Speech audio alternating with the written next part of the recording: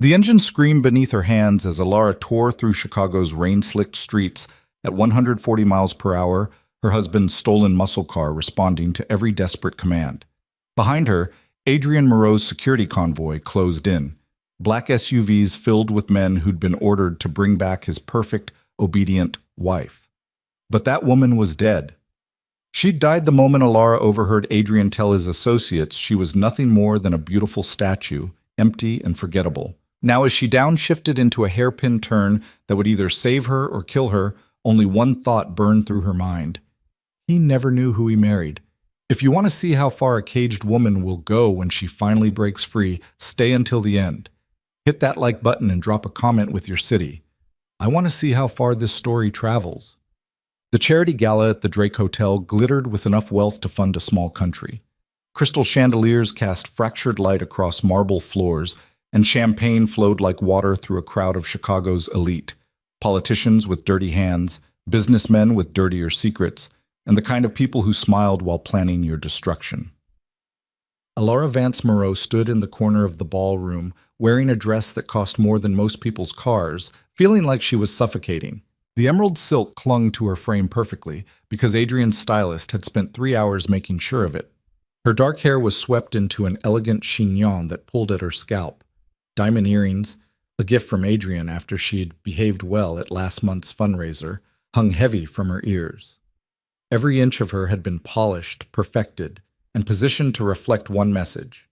Adrian Moreau owns beautiful things. She was 26 years old and felt like she'd been dead for 3 years. Mrs. Moreau, a silver-haired senator whose name she couldn't remember, appeared beside her with a practiced smile. "You look absolutely radiant this evening." "Thank you." The words came automatically, smooth and empty. She'd learned to make her voice pleasant without actually feeling anything. "Your husband is a lucky man. I'll tell him you said so." The senator chuckled and moved on, already forgetting her face. They always did. To Chicago's power players, she was wallpaper, expensive wallpaper, but wallpaper nonetheless. Pretty to look at, silent and utterly replaceable. Alara's fingers tightened around her champagne flute as she scanned the crowd for Adrian. She found him near the bar, surrounded by his usual circle of associates. Marco Santini, his second-in-command, was laughing too loud at something. Vincent Chen, who handled their international shipping operations, looked bored. And Adrian, tall, dark-suited, devastatingly handsome Adrian, stood at the center like a king holding court. 3 years ago, when she'd been stupid and young and desperate, she would have called him magnetic. Now she just called him her warden. She watched him shake hands with a city alderman, his smile easy and confident. Adrian Moreau had built an empire in Chicago's shadows. Gambling, protection, strategic acquisitions of legitimate businesses that laundered money so clean it sparkled. He was 34, brilliant and utterly ruthless when he needed to be. But he'd always been careful to present the right image to the world. Charitable donations, political connections, a beautiful wife who made him look stable and trustworthy. That's what she was. An image management tool. Her phone buzzed in her clutch. She pulled it out discreetly. "Stay visible. Smile. Senator Richards is watching." She looked up. Adrian was looking directly at her from across the room, his expression pleasant but his eyes cold. She understood the message. Do your job. Be the perfect accessory. Alara slipped the phone away and arranged her features into the practiced smile she'd perfected. The one that said, "I'm happy and fulfilled and definitely not planning murder-suicide." "Alara, darling." Monica Wright, the wife of Adrian's attorney, materialized beside her in a cloud of expensive perfume. "I haven't seen you in weeks. How are you?" "I'm well, thank you for asking." "You look thin. Are you eating enough? Jonathan and I were just saying how delicate you've become." Translation: "You're getting too skinny and people are noticing. Fix it." "I'm perfectly healthy," Alara said, her smile never wavering. "Just been busy with Adrian's schedule."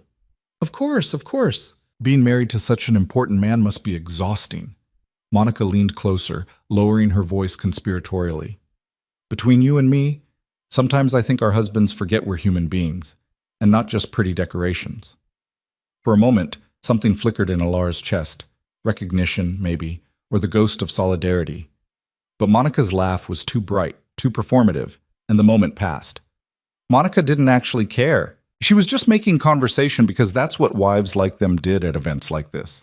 They pretended to be friends while competing to see whose life looked more perfect from the outside. "If you'll excuse me," Ilara said, "I need to use the restroom." She didn't. She just needed to get away from the noise and the false smiles and the suffocating weight of being Adrian Moreau's beautiful, brainless wife. The bathroom was thankfully empty. Ilara locked herself in a stall and pressed her forehead against the cool metal door, fighting the urge to scream. Her reflection in the polished surface looked distorted and wrong, which felt appropriate because she barely recognized herself anymore. 3 years ago, she'd been someone else entirely. Ilara Vance, street racer, adrenaline junkie, the girl who lived for the scream of engines and the blur of city lights at 2 a.m. She'd worked as a mechanic during the day and raced illegally at night, building a reputation in Chicago's underground circuit as someone fast, fearless, and impossible to beat. She'd been alive then, actually alive. Then her brother Danny had made a catastrophically stupid decision.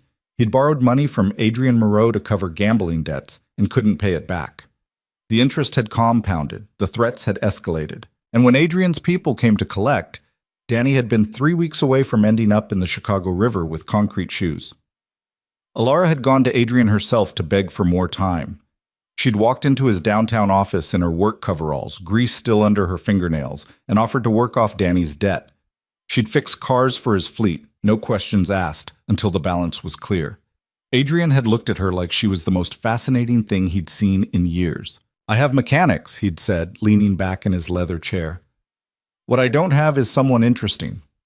The deal he'd offered was simple and devastating. Marry him, play the role of the perfect society wife, and Danny's debt would disappear. Refuse, and her brother would disappear instead. She'd said yes because she was a good sister and an idiot. The wedding had been small and cold. The marriage was colder. Adrian didn't want a partner.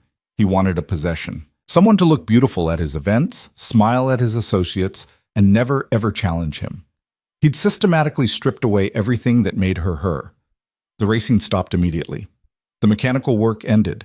Her friends from the circuit were inappropriate influences who needed to be cut off. Even her clothes had been replaced.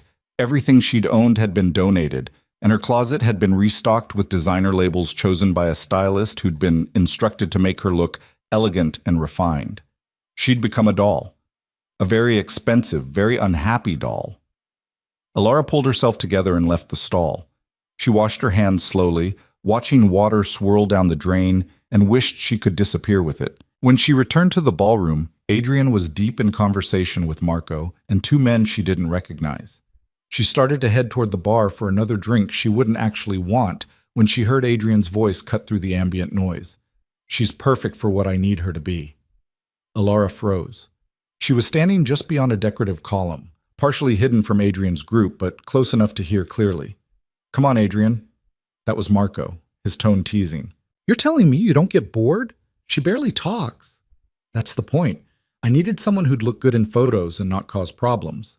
Ilara's exactly that. Beautiful, quiet, and completely manageable."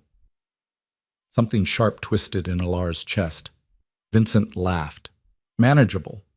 That's a hell of a way to describe your wife." "It's accurate." Adrian's voice was casual, almost amused. "She's like a statue. Gorgeous, but there's nothing going on behind the eyes. I could put her in this corner of a room and she'd just stand there smiling until I told her to move." The men laughed. Not cruel laughter, just the easy, dismissive chuckles of men who'd never questioned their right to judge the women around them. "You know what the best part is?" Adrian continued. "She'll never leave. Where would she go? She doesn't have skills, doesn't have money, doesn't have anything except what I've given her. I saved her worthless brother, cleaned her up, and gave her a life most women would kill for. She knows she's better off staying exactly where I put her." Ilara's vision blurred at the edges. Her hands had gone numb. The champagne flute slipped from her fingers and shattered against the marble floor. The sound cut through the ballroom like a gunshot. Conversation stopped. Heads turned. Adrian's group looked over and his eyes met hers across the distance. For a split second, something flickered in his expression. Calculation, maybe, as he tried to figure out how much she'd heard. But Ilara didn't give him time to smooth it over with practiced charm. She turned and walked toward the exit, her heels clicking against marble with mechanical precision. "Alara." Adrian's voice followed her, sharp with warning. "Where are you going?" She didn't answer. She pushed through the ballroom doors and kept moving, past confused waiters and curious guests, her breathing getting faster and shallower with each step. By the time she reached the hotel lobby, her lungs were burning. Adrian caught up to her near the valet stand, his hand closing around her elbow just firmly enough to hurt. "What the hell was that?" he hissed, his polished public persona cracking just slightly. "You can't just walk out in the middle of an event." Laura looked at his hand on her arm, then at his face. "Let go. You're embarrassing me. Let go." Something in her voice made him release her, though his expression darkened with anger. "We need to talk about your behavior." "My behavior?" She laughed, and it sounded unhinged even to her own ears. "That's fascinating, Adrian. Really. Tell me more about how I should behave." "You're making a scene." "Am I? I thought statues couldn't make scenes. I thought we just stood in corners looking pretty until we're told to move." His jaw tightened, so he had figured out she'd overheard. Good. She hoped it ruined his whole goddamn night. "Get in the car," Adrian said quietly. "We'll discuss this at home." "I'm not going home with you." "Alara, I'm not going anywhere with you." She stepped back, putting distance between them. "I'm done." "Done with what exactly? Your comfortable life? Your expensive clothes? The roof over your head?" His voice dropped to something dangerous. "Or are you done protecting your brother? Because Danny's debt might be paid, but debts have a way of reappearing if people don't honor their agreements." There it was. The threat beneath the charm. The reminder that she wasn't a wife. She was collateral.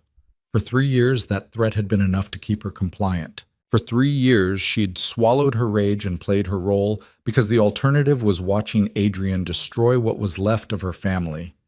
But standing there in the hotel lobby, with Adrian's words still echoing in her head, nothing going on behind the eyes, she'll never leave, something inside her finally snapped. "I'll take my chances," she said. She turned and walked out into the Chicago night before Adrian could respond. Behind her, she heard him call her name again, but she didn't stop. She hit the sidewalk and started moving, not sure where she was going, but certain she couldn't spend another second in Adrian's presence. The November air bit through her silk dress. She hadn't grabbed her coat. Didn't matter. The cold felt real, and real was something she hadn't felt in a long time. She walked 6 blocks before her feet started bleeding from her heels. She walked another 2 before she stopped at the edge of an alley and leaned against a brick wall, her whole body shaking. What had she just done? She'd walked away from Adrian Moreau. She'd broken their agreement. She'd basically painted a target on Danny's back and her own, but she'd also finally stopped pretending. Her phone buzzed.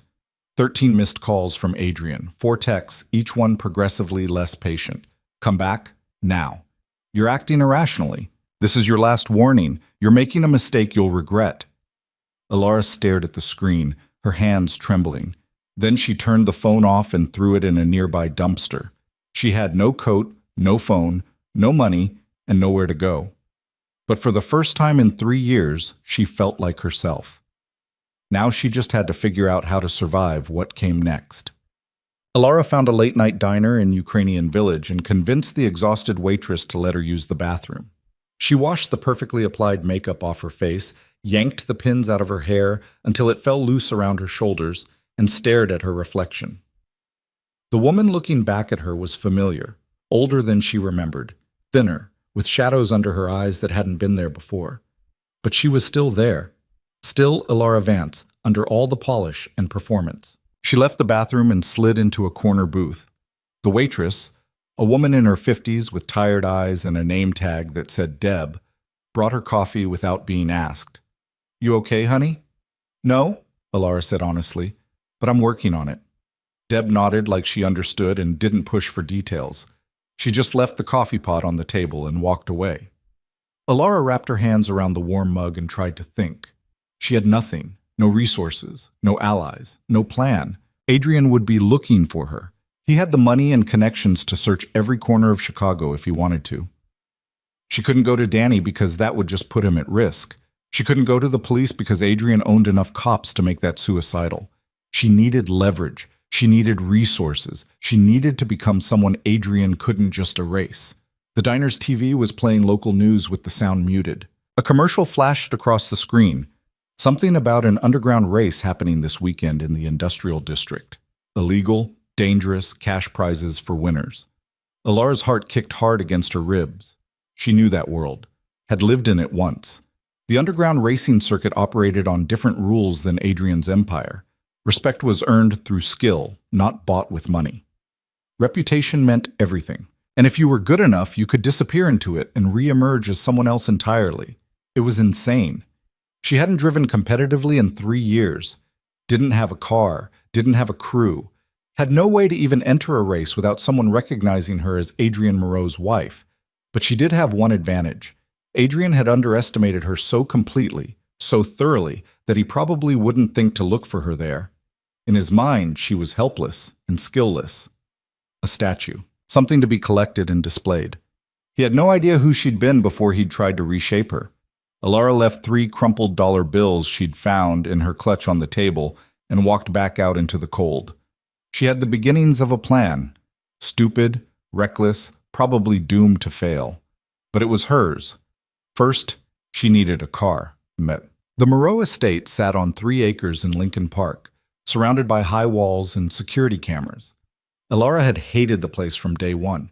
Too big, too cold, too much like a museum where she was just another exhibit. But right now, she needed to get inside it.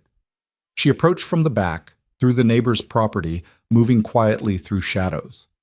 The security was good but not perfect. Adrian's people were trained to keep threats out, not to stop someone from leaving. And Alara had spent 3 years learning the patrol patterns and blind spots because she'd had nothing else to do with her time. She waited for the guards to cycle past the garage entrance, then slipped through a side door she'd left unlocked months ago during one of her desperate, aborted escape plans. The garage was massive. 12 cars, all pristine, all worth more than most houses. Adrian collected vehicles like trophies. He had a Lamborghini he'd never driven, a vintage Ferrari that spent more time being polished than running, and a McLaren that existed purely to make his associates jealous. But in the back corner, covered with a tarp and largely forgotten, sat the car that had started Adrian's collection, a 1970 Dodge Charger R/T matte black with an engine that could outrun God. Alara had found it 6 months into their marriage during one of her early attempts to reclaim something familiar. She'd spent weeks secretly restoring it when Adrian was at work, rebuilding the engine and fine-tuning the transmission until it ran like a predator. Then Adrian had found out and told her to stop wasting time on man's work. She'd obeyed because she always obeyed, but she'd never forgotten how that car felt beneath her hands. Alara pulled the tarp off and felt something fierce and hungry wake up inside her. The Charger sat low and mean, all muscle and menace. She ran her hand over the hood, feeling the cold metal under her palm. "I'm sorry I left you here," she whispered. The keys were in Adrian's office. Getting them would mean going deeper into the house, past more security, with higher chances of being caught.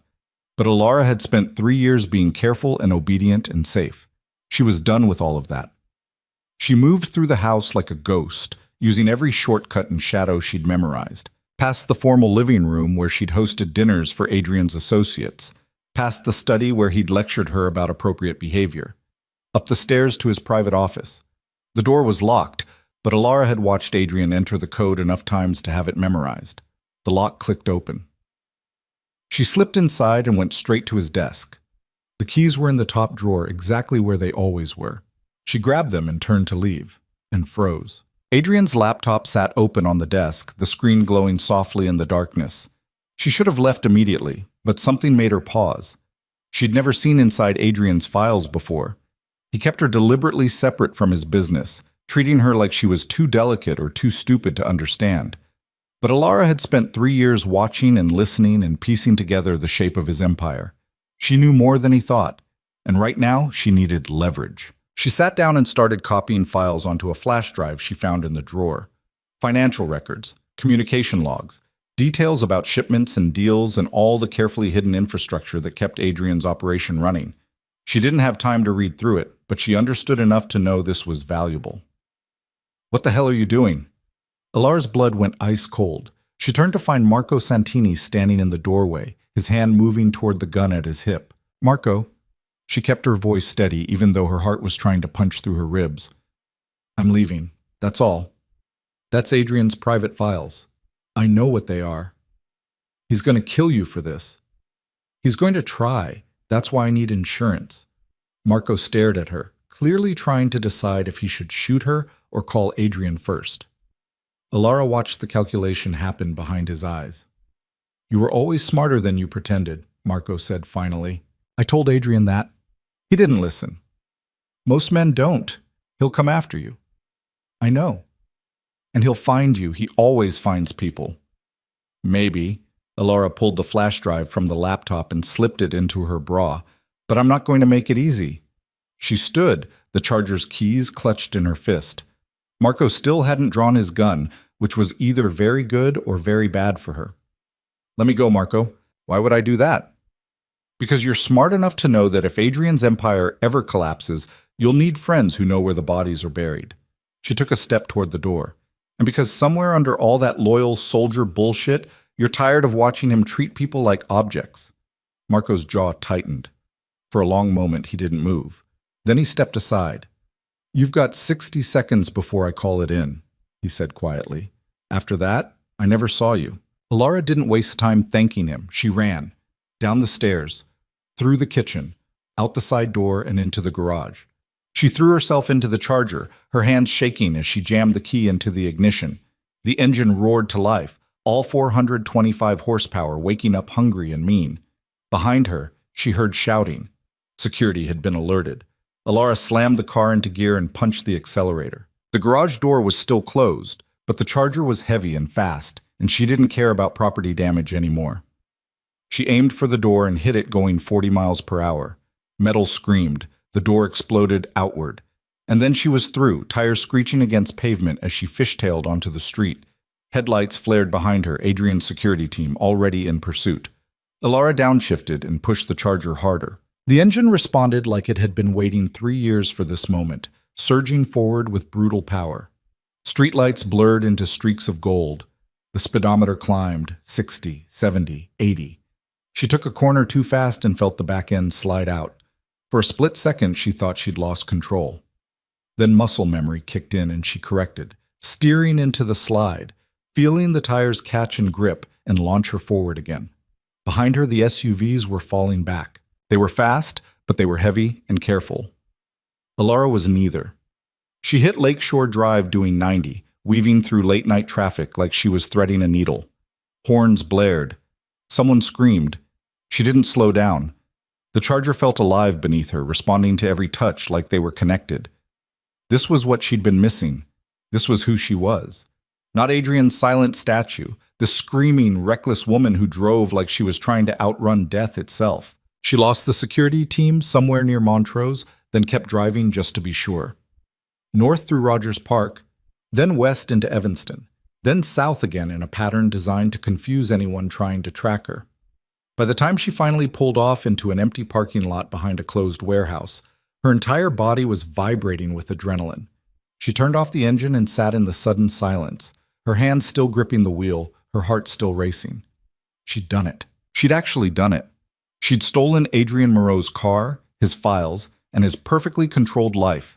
She'd broken every rule he'd set for her and burned their arrangement to the ground, and she'd never felt more alive. Alara rested her forehead against the steering wheel and laughed until tears ran down her face, the kind of laughter that lives right next to screaming, wild and broken and free. Then she wiped her eyes, restarted the engine, and drove toward the only place she could think to go, the industrial district where Chicago's underground racing circuit operated in the shadows. If she was going to disappear, she was going to disappear into something she actually understood. Adrian wanted a statue? Fine. The statue was dead. Now he'd have to deal with the ghost. The warehouse district looked exactly like Alara remembered. Industrial skeletons against the night sky, broken streetlights, and the distant rumble of engines that meant people were gathered somewhere close. She followed the sound through empty streets until she found them. A crowd clustered in an abandoned lot between two derelict buildings, their faces lit by phone screens and the glow of headlights. This was the circuit. Chicago's underground racing scene, where money changed hands in cash and reputations were built on quarter-mile sprints through streets the cops had given up patrolling. Alara had dominated this world once, back when she'd been young and fearless and convinced she was immortal. Now she was just desperate. She parked the Charger at the edge of the lot and killed the engine. Through the windshield, she could see maybe 40 people milling around. Drivers, mechanics, spectators, the usual mix of adrenaline junkies and criminals looking for entertainment. Several cars sat ready to race, a modified Nissan GTR, a Subaru WRX with an aftermarket exhaust that probably violated 6 noise ordinances, and a BMW M3 that looked fast enough to be dangerous. Alara climbed out of the Charger and immediately felt eyes turn toward her. She was still wearing the emerald silk dress from the gala, now torn at the hem and stained with grease from the garage floor. Her feet were bare because she'd ditched the heels somewhere around Evanston. She looked like she'd escaped from a wedding and lost a fight with reality on the way. "Holy shit," someone said. "That's a Charger RT." The crowd's attention shifted from her to the car, which was fine with Alara. Let them look at the machine instead of the mess driving it. A man in his 30s with tattooed forearms and a leather jacket approached, his eyes locked on the Charger with the kind of hunger mechanics get around rare vehicles. "That original engine?" "Rebuilt," Alara said. 425 horsepower, bored 30 over, upgraded cam, new headers. His eyebrows went up. "You do the work?" "Most of it." "Bullshit." He walked around the car, inspecting it like he was looking for proof she was lying. "This is professional-grade restoration." "I used to be a professional." Alara leaned against the hood, trying to look more confident than she felt. "I'm here to race." The man laughed. "In a dress? You got a problem with my outfit?" "I got a problem with tourists showing up thinking they can hang because they watched Fast and Furious."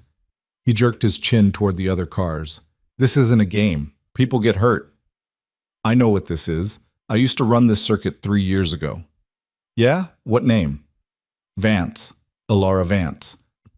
Recognition flickered across his face, followed by skepticism. "Bullshit. Vance disappeared. Word was she either died or got married to some rich asshole and went soft." "Both, technically." Alara pushed off the hood. "But I'm back. So either let me race or get out of my way." He studied her for a long moment, trying to decide if she was serious or crazy. "Probably both."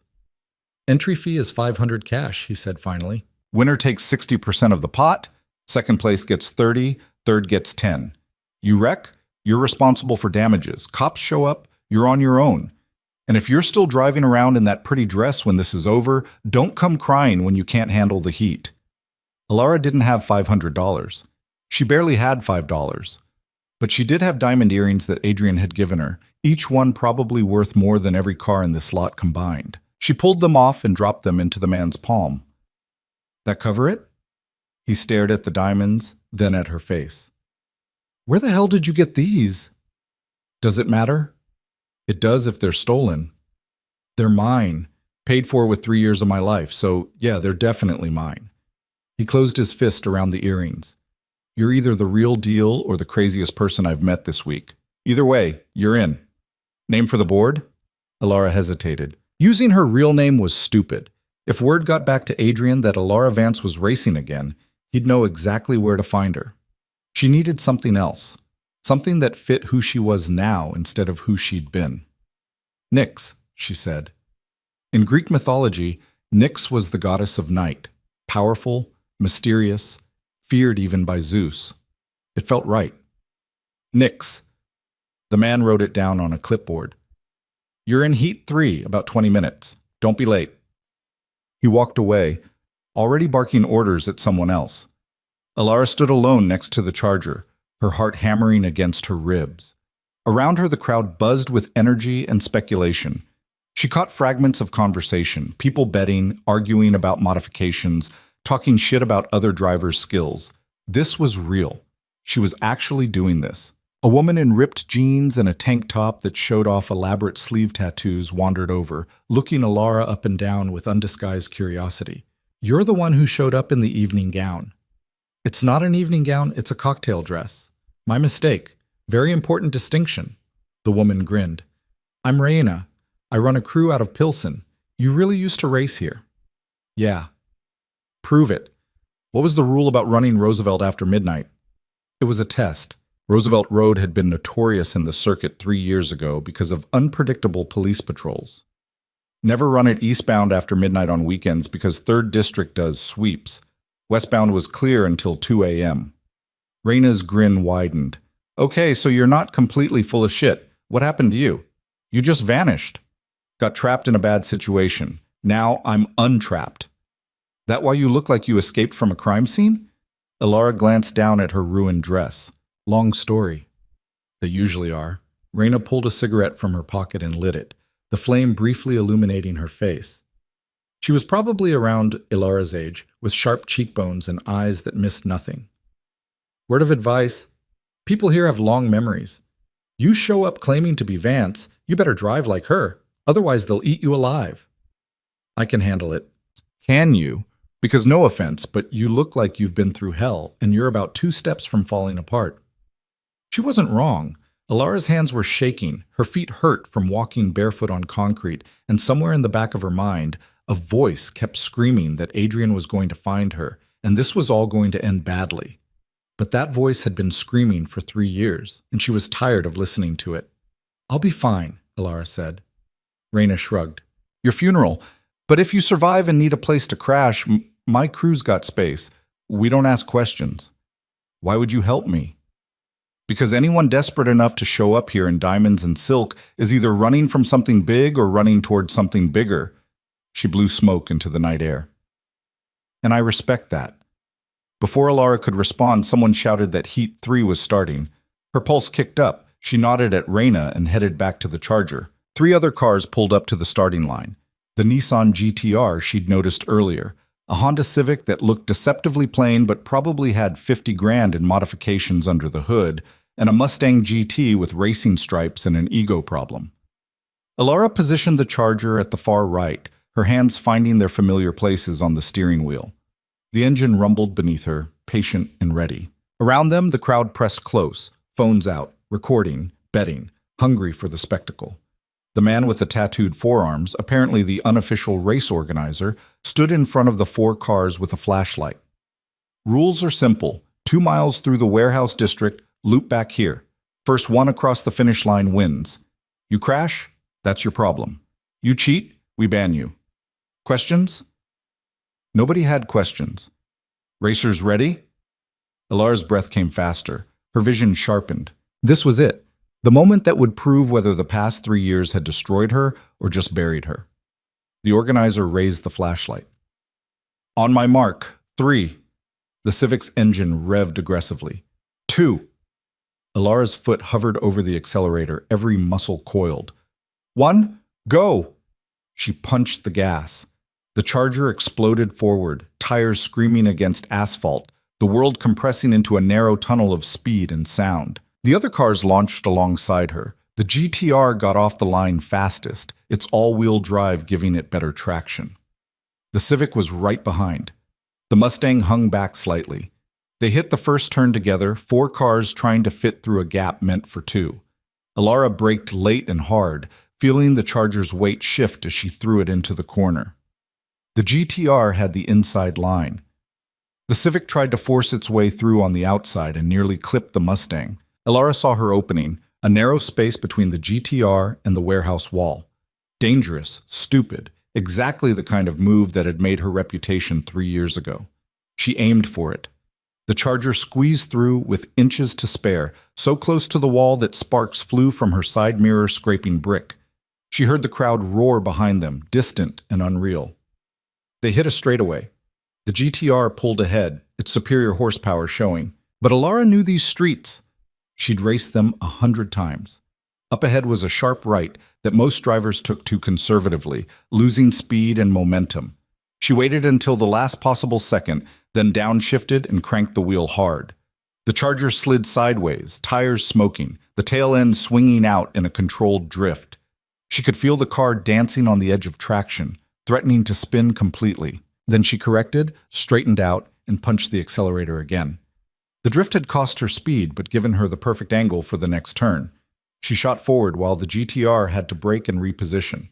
By the time they hit the second straightaway, Alara was in first place. The Civic tried to pass on her left. She blocked it. The Mustang made a move on her right. She cut it off. Behind her, the GTR was gaining ground again, its driver clearly pissed off and determined to reclaim the lead. Half a mile left. Alara's hands ached from gripping the wheel. Her heart was trying to beat its way out of her chest.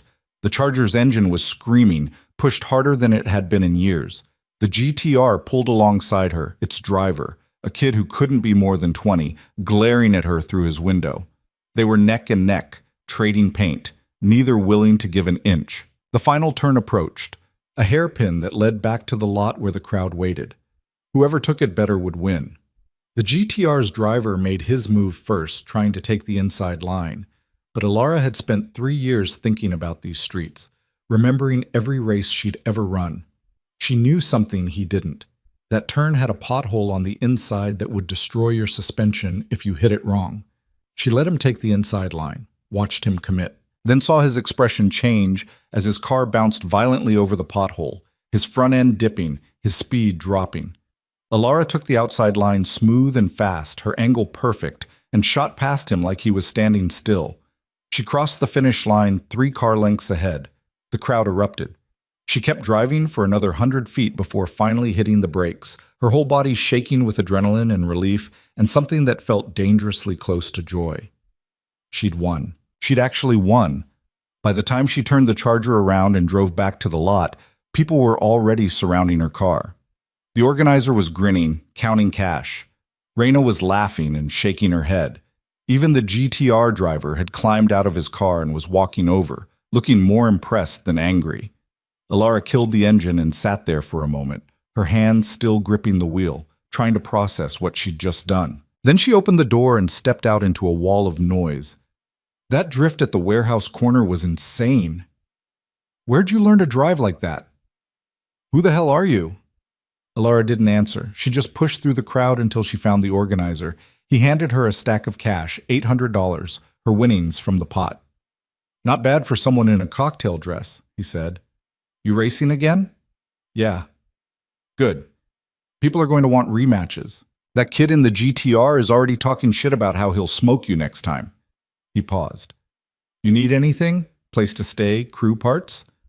I'm fine. You don't look fine. You look like you're about to collapse. He wasn't wrong. The adrenaline was fading, leaving her exhausted and shaky. But admitting weakness felt dangerous, like it would give someone an opening to hurt her. I said I'm fine. The organizer shrugged. Suit yourself. Next race is Friday. You want in? I want in everything, every race, every night, anything you've got. His eyebrows went up. You're serious. Dead serious. All right, I'll add you to the list. He looked at her more carefully. You running from something? Isn't everyone here? Yeah, but most people aren't running this hard. He lowered his voice. Look, I don't know what your situation is, and I'm not asking. But word's going to spread about tonight, about Nix and the Black Charger. People are going to start paying attention. If someone's looking for you, they'll hear about it eventually. Alara had already considered that. Adrian had connections everywhere. Cops, informants, people who traded information for money. It was only a matter of time before someone reported back to him that his stolen car had been spotted at an illegal race.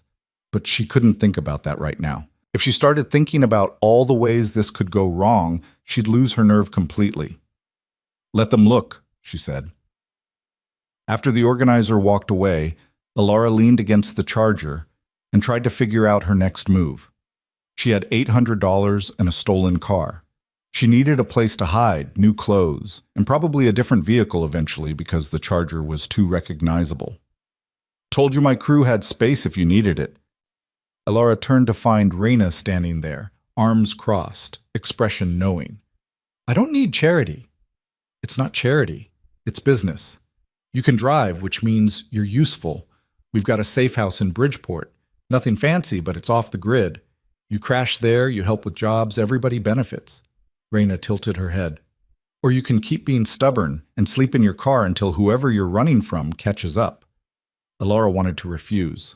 Accepting help meant owing someone, and owing someone meant vulnerability. But she was also exhausted and realistic enough to know she couldn't do this alone. What kind of jobs? Delivery runs mostly. Sometimes we move merchandise for people who don't want cops involved. Sometimes we do transport for high rollers who need discretion. Nothing that'll get you killed if you're smart about it. And if I'm not smart about it, Raina grinned, then I guess you won't last long. It was a terrible idea. Alara knew it was a terrible idea. But all her good ideas had led to 3 years of being Adrian Moreau's decorative prisoner, so maybe it was time to try terrible ones. One condition, Ilara said. Nobody asks about my past. I don't care about yours. You don't care about mine. Deal. They shook on it, Raina's grip strong and calloused. Then Raina jerked her head toward a modified Toyota Supra parked nearby. Follow me, and try not to get pulled over. The Charger's got stolen written all over it. It's not stolen, it's mine. Whatever helps you sleep at night. The safe house turned out to be an old mechanic's shop in Bridgeport that had been converted into living quarters. The garage bay still had lifts and tools, but the back office had been turned into a makeshift apartment with mattresses on the floor, a mini fridge, and a TV that only got 3 channels. 2 other people were there when they arrived. A lean guy in his 20s with nervous energy and quick hands who Raina introduced as Spider, and a woman about Raina's age with bleached blonde hair and a face that suggested she'd seen some shit. Her name was Kelsey. This is Nix, Raina told them. She's crashing here. She can drive and she's got her own car, so she's useful. Spider looked at Alara with the kind of suspicion people develop from being betrayed too many times. Where'd she come from? Somewhere else. That's all you need to know. She looks like a cop. I'm not a cop, Alara said tiredly. That's exactly what a cop would say. Kelsey, who'd been smoking by the window, spoke up. Cops don't usually show up in ripped designer dresses looking like they just escaped a hostage situation. She's fine. She stubbed out her cigarette. There's a shower in the back if you want to clean up. Water pressure's shit, but it's hot. Elora had never wanted anything more. She nodded her thanks and headed toward the bathroom, feeling Spider's suspicious eyes following her the whole way. The shower was exactly as advertised. Terrible pressure, rust stains, but blessedly hot. Alara stood under the spray until her skin turned red and her fingers pruned, washing away makeup and fear and the last remnants of Mrs. Adrian Moreau. When she finally emerged, wrapped in a towel someone had left on a hook, she found a pile of clothes outside the door, worn jeans, a black t-shirt, and a hoodie. They fit well enough. Everything was slightly big, but that was better than the alternative. When she returned to the main room, Kelsey handed her a beer. You eat today? Alara tried to remember. No. Thought so. You look half dead. Kelsey pulled a pizza box from the mini fridge and shoved it toward her. It's cold, but it's edible. Probably. The pizza was definitely cold and only marginally edible, but Alara ate 3 slices anyway while the others watched TV and occasionally glanced at her like they were trying to figure out if she was a threat or an asset. So, Spider said eventually, his suspicion apparently not satisfied. What's your story? And don't tell me you don't have one because nobody shows up here without baggage. Spider, Raina warned. What?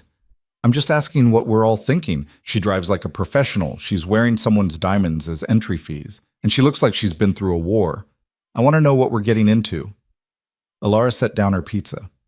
You want the truth? Fine. I was married to someone dangerous. I left. Now I'm here. That's the whole story. Does someone dangerous have a name? No. Is he going to show up here looking for you? Probably. Eventually. Spider stood up fast. Oh, hell no. We're not getting involved in domestic drama. If some pissed-off husband comes rolling through here, he's not a husband, not anymore. Alara's voice was flat. And if he shows up, I'll handle it. You won't be involved. How are we not involved? You're staying in our safe house.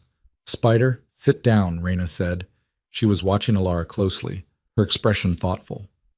The dangerous someone. Is he connected? Alara hesitated. Lying felt wrong after they'd given her shelter, but telling the truth felt dangerous. Finally, she just said, yes. How connected? Very. Raina and Kelsey exchanged a look. Some wordless communication passed between them. That's a problem, Kelsey said carefully. I know. Does he know where you are? Not yet, but he's looking. And when he finds you? I don't know. Alara met Kelsey's eyes. I just know I can't go back. I'd rather die first. The room went quiet. Even Spider had stopped protesting, watching her with something that might have been sympathy. "All right," Raina said finally. "Here's the deal.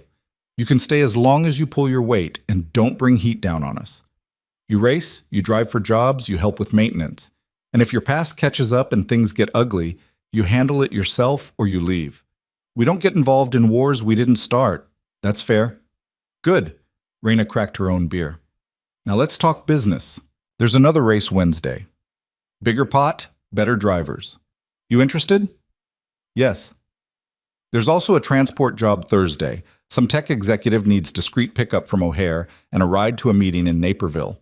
Pays $1,500 if you don't ask questions." "I'll do it." Spider made a disgusted noise.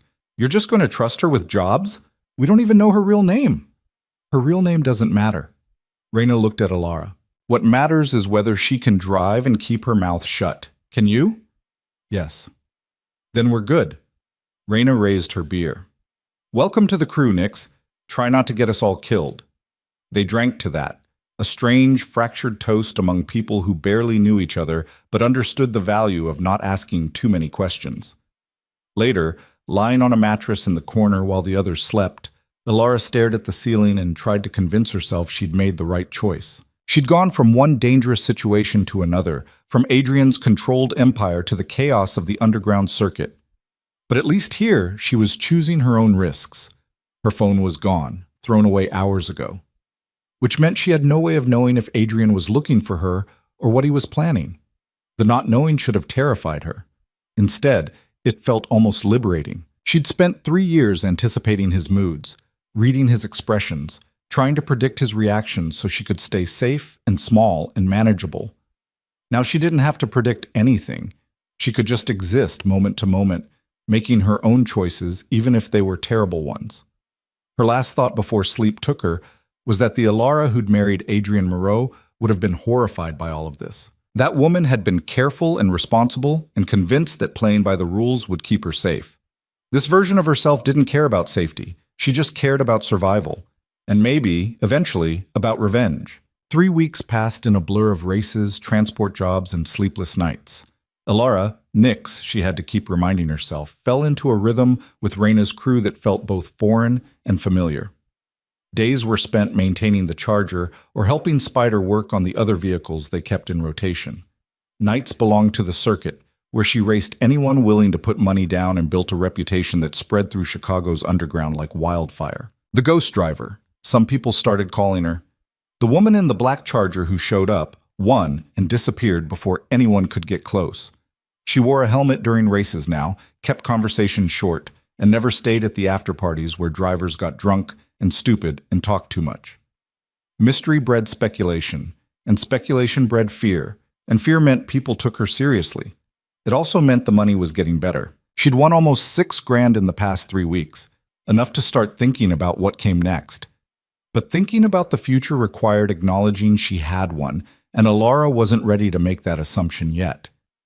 Every morning she woke up expecting Adrian's security team to kick down the door. Every time a black SUV passed on the street, her heart seized.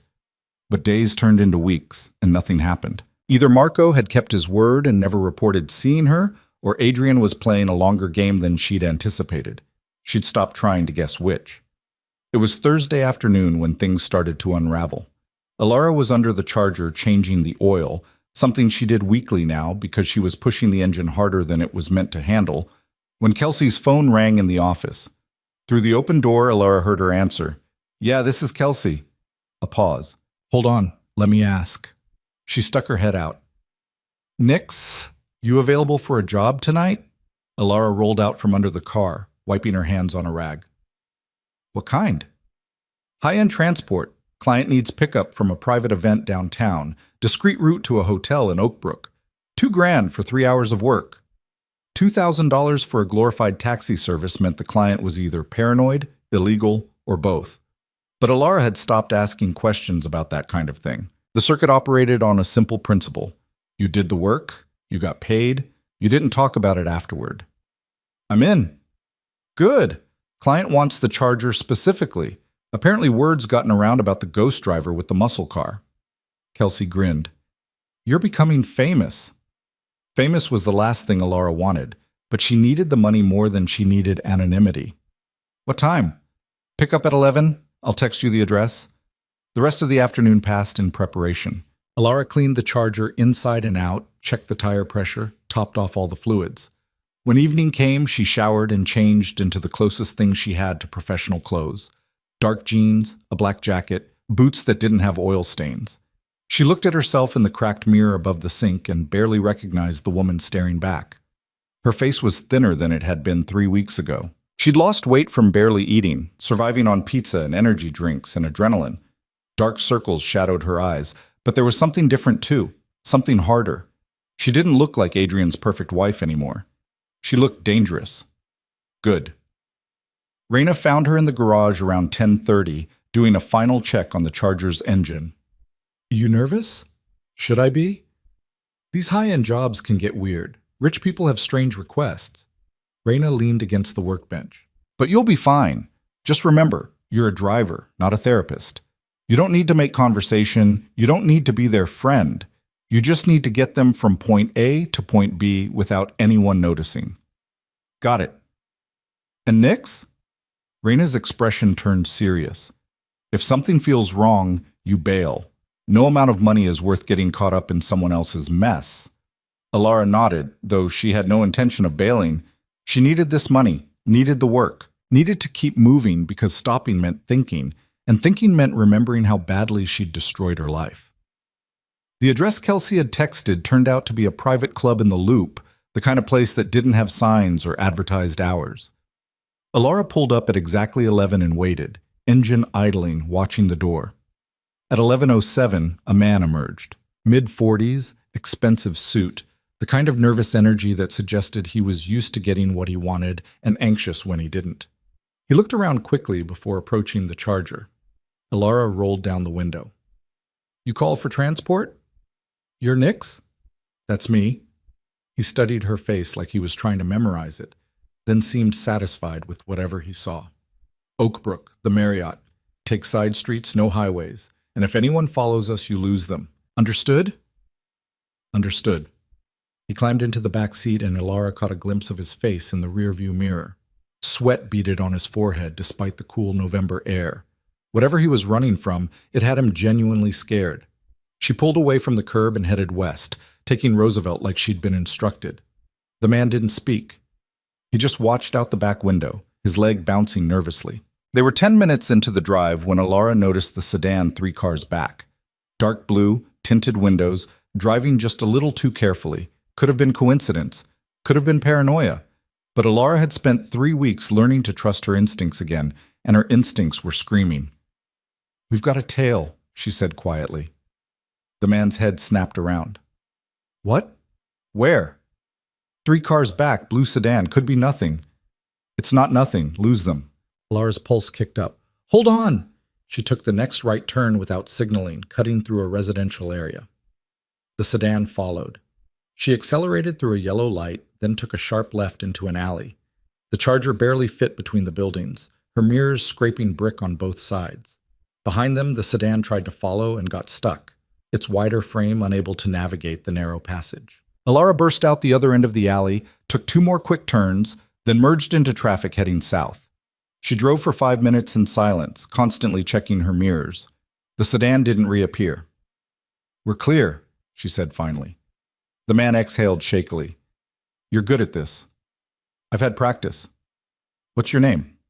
Your real name? You're paying for a driver, not a friend. My real name doesn't matter. He laughed, but it sounded strained. Fair enough. He was quiet for a moment, then said, You ever drive for anyone important? Define important. Connected, powerful. The kind of people who make problems disappear. Alara's hands tightened on the wheel. Why are you asking? Because I need a driver I can trust, someone who knows how to stay invisible. He leaned forward. I'll pay triple your normal rate, weekly work, no questions asked. It was a terrible idea. Alara knew it was a terrible idea. Getting tied to one client meant visibility, meant patterns, meant giving someone leverage over her. But it also meant steady money, and steady money meant options. I'll think about it, she said. They finished the drive in silence. When they reached the Oak Brook Marriott, the man handed her an envelope through the window. "That's $2,000 plus a tip. You earned it." He pulled out a business card.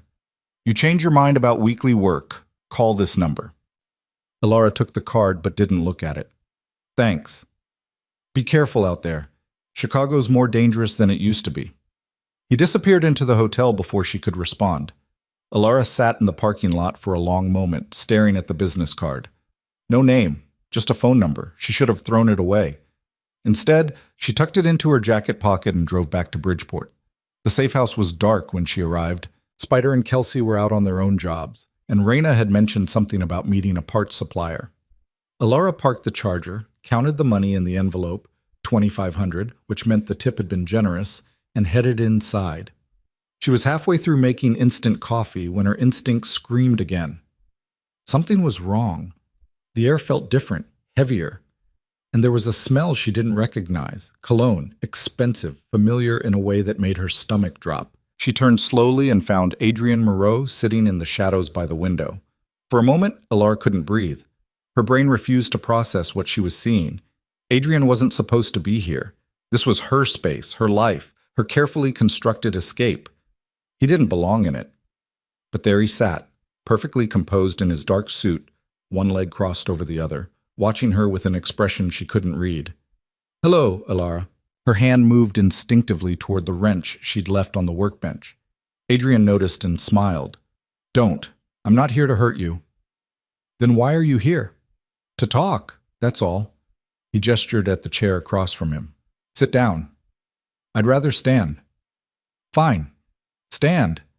His eyes traveled over her, the oil-stained jeans, the worn jacket, the messy hair she hadn't bothered styling in weeks. "You look different." "You look the same." "I'll take that as a compliment." He uncrossed his legs and leaned forward slightly. "You've been busy. 3 weeks of racing, multiple transport jobs, building quite the reputation as this mysterious Nix character. Impressive." Alara's heart was pounding so hard she was sure he could hear it. "How long have you known?" "Since the second race. One of my associates has a cousin who runs in the circuit. He recognized my Charger and put 2 and 2 together." Adrian's smile was cold. "I've been watching you ever since."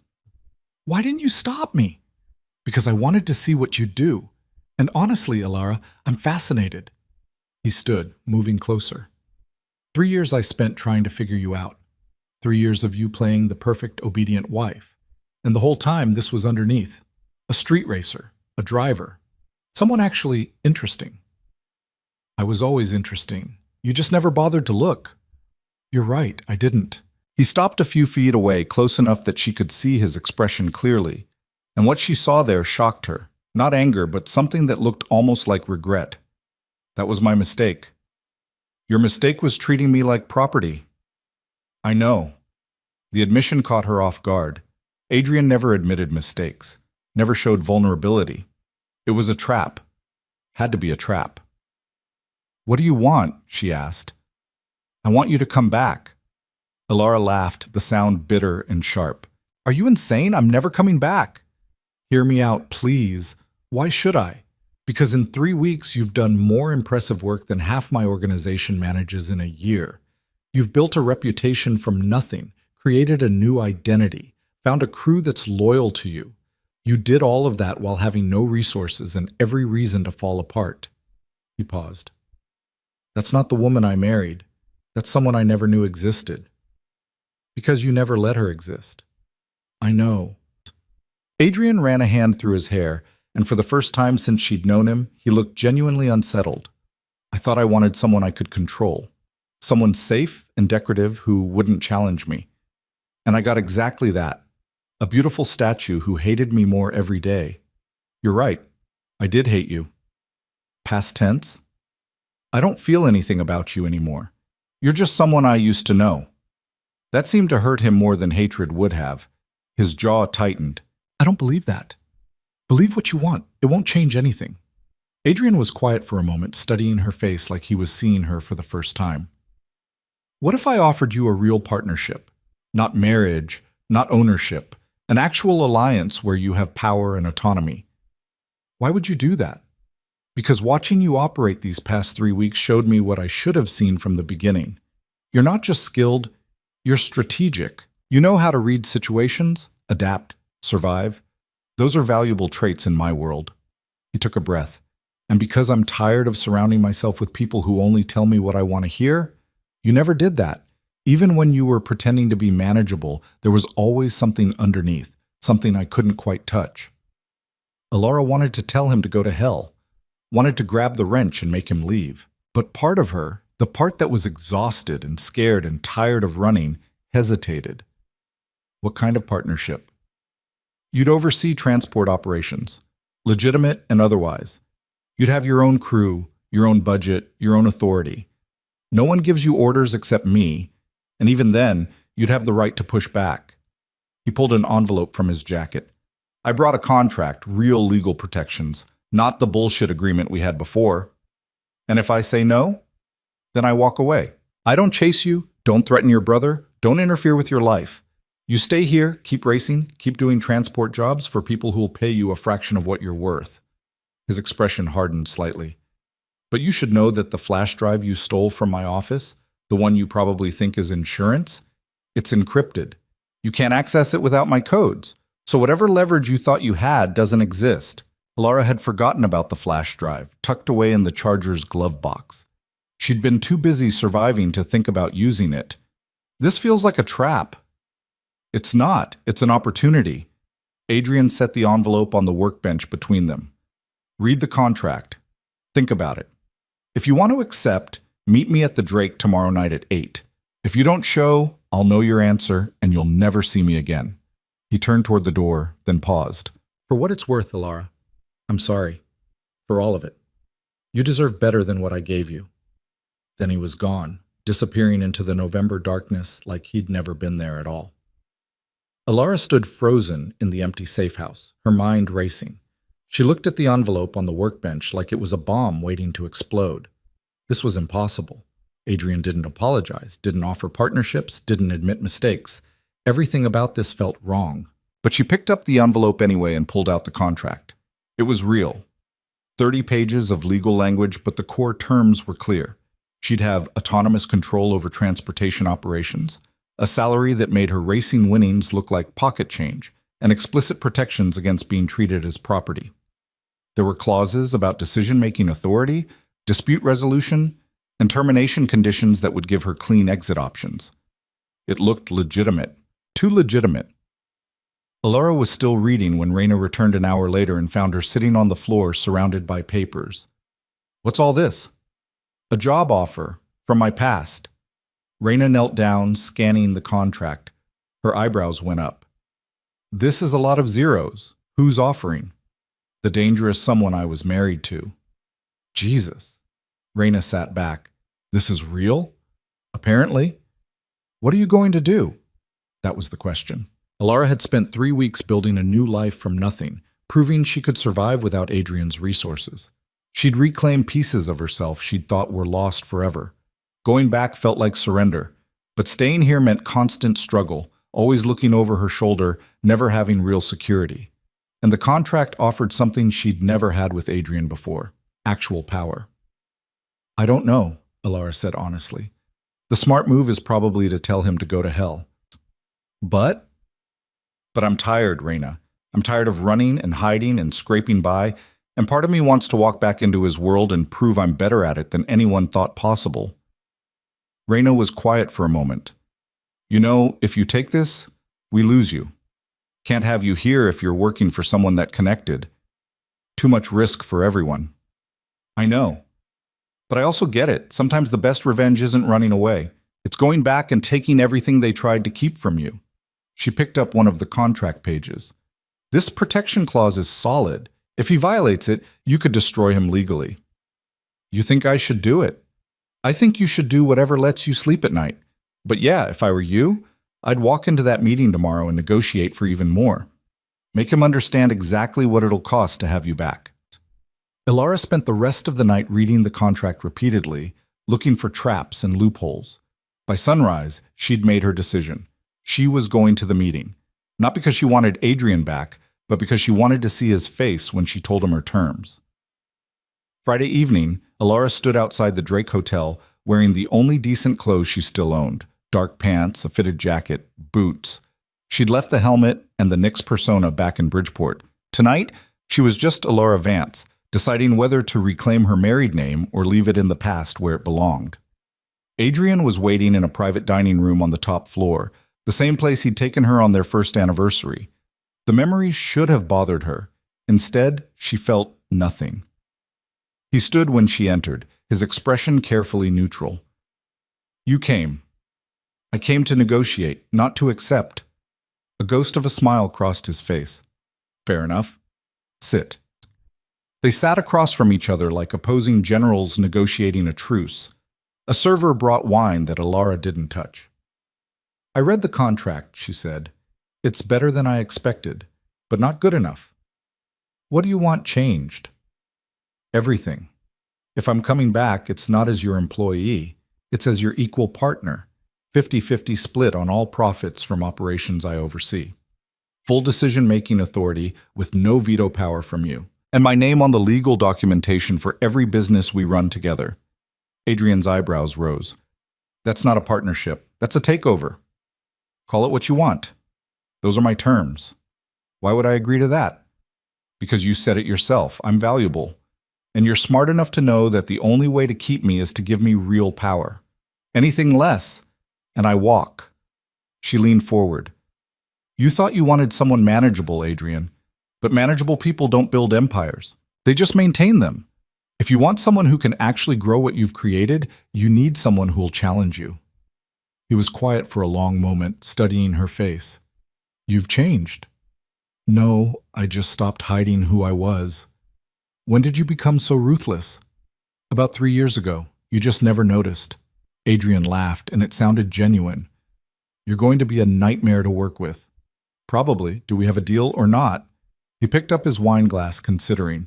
Then he raised it slightly. "We have a deal. Equal partners, full authority, your name on everything. I'll have my lawyers redraft the contract." Alara should have felt victorious. Instead, she just felt tired. "One more thing. Danny's debt is officially cleared. Permanently. No matter what happens between us, you don't touch my family. Done. And I keep the charger. It's mine. It always was." Adrian's expression softened slightly. "For what it's worth, I meant what I said last night. I'm sorry. I didn't understand what I had until I watched you become someone I'd actually want as a partner. Save the sentiments. This is business, not reconciliation." "Understood." They spent the next 2 hours hammering out details: which operations she'd control, how profits would be split, what authority structures would look like. It was exhausting and exhilarating, and by the time they finished, Alara realized she'd been arguing with Adrian like an equal for the first time in their entire relationship. This was what she'd needed all along. Not his money or protection, but his respect. As they left the restaurant, Adrian paused. "There's something you should know. Vincent Chen has been skimming from our shipping operations for 6 months. I have proof, but I haven't moved on it yet because I wanted to see how deep it goes." "Why are you telling me?" "Because as of Monday, shipping is your responsibility. And because Vincent's connected to some dangerous people, handling this wrong could start a war." Alara felt a chill run down her spine. This was a test. Adrian was seeing if she could handle real pressure, real danger. "I'll handle it," she said. "I know you will. That's why I hired you." They parted ways in the lobby. Alara walked back to her car, the Charger, her Charger, and sat behind the wheel for a long time before starting the engine. She'd just agreed to walk back into Adrian's world, not as his wife, not as his possession, but as his partner. It should have felt like defeat.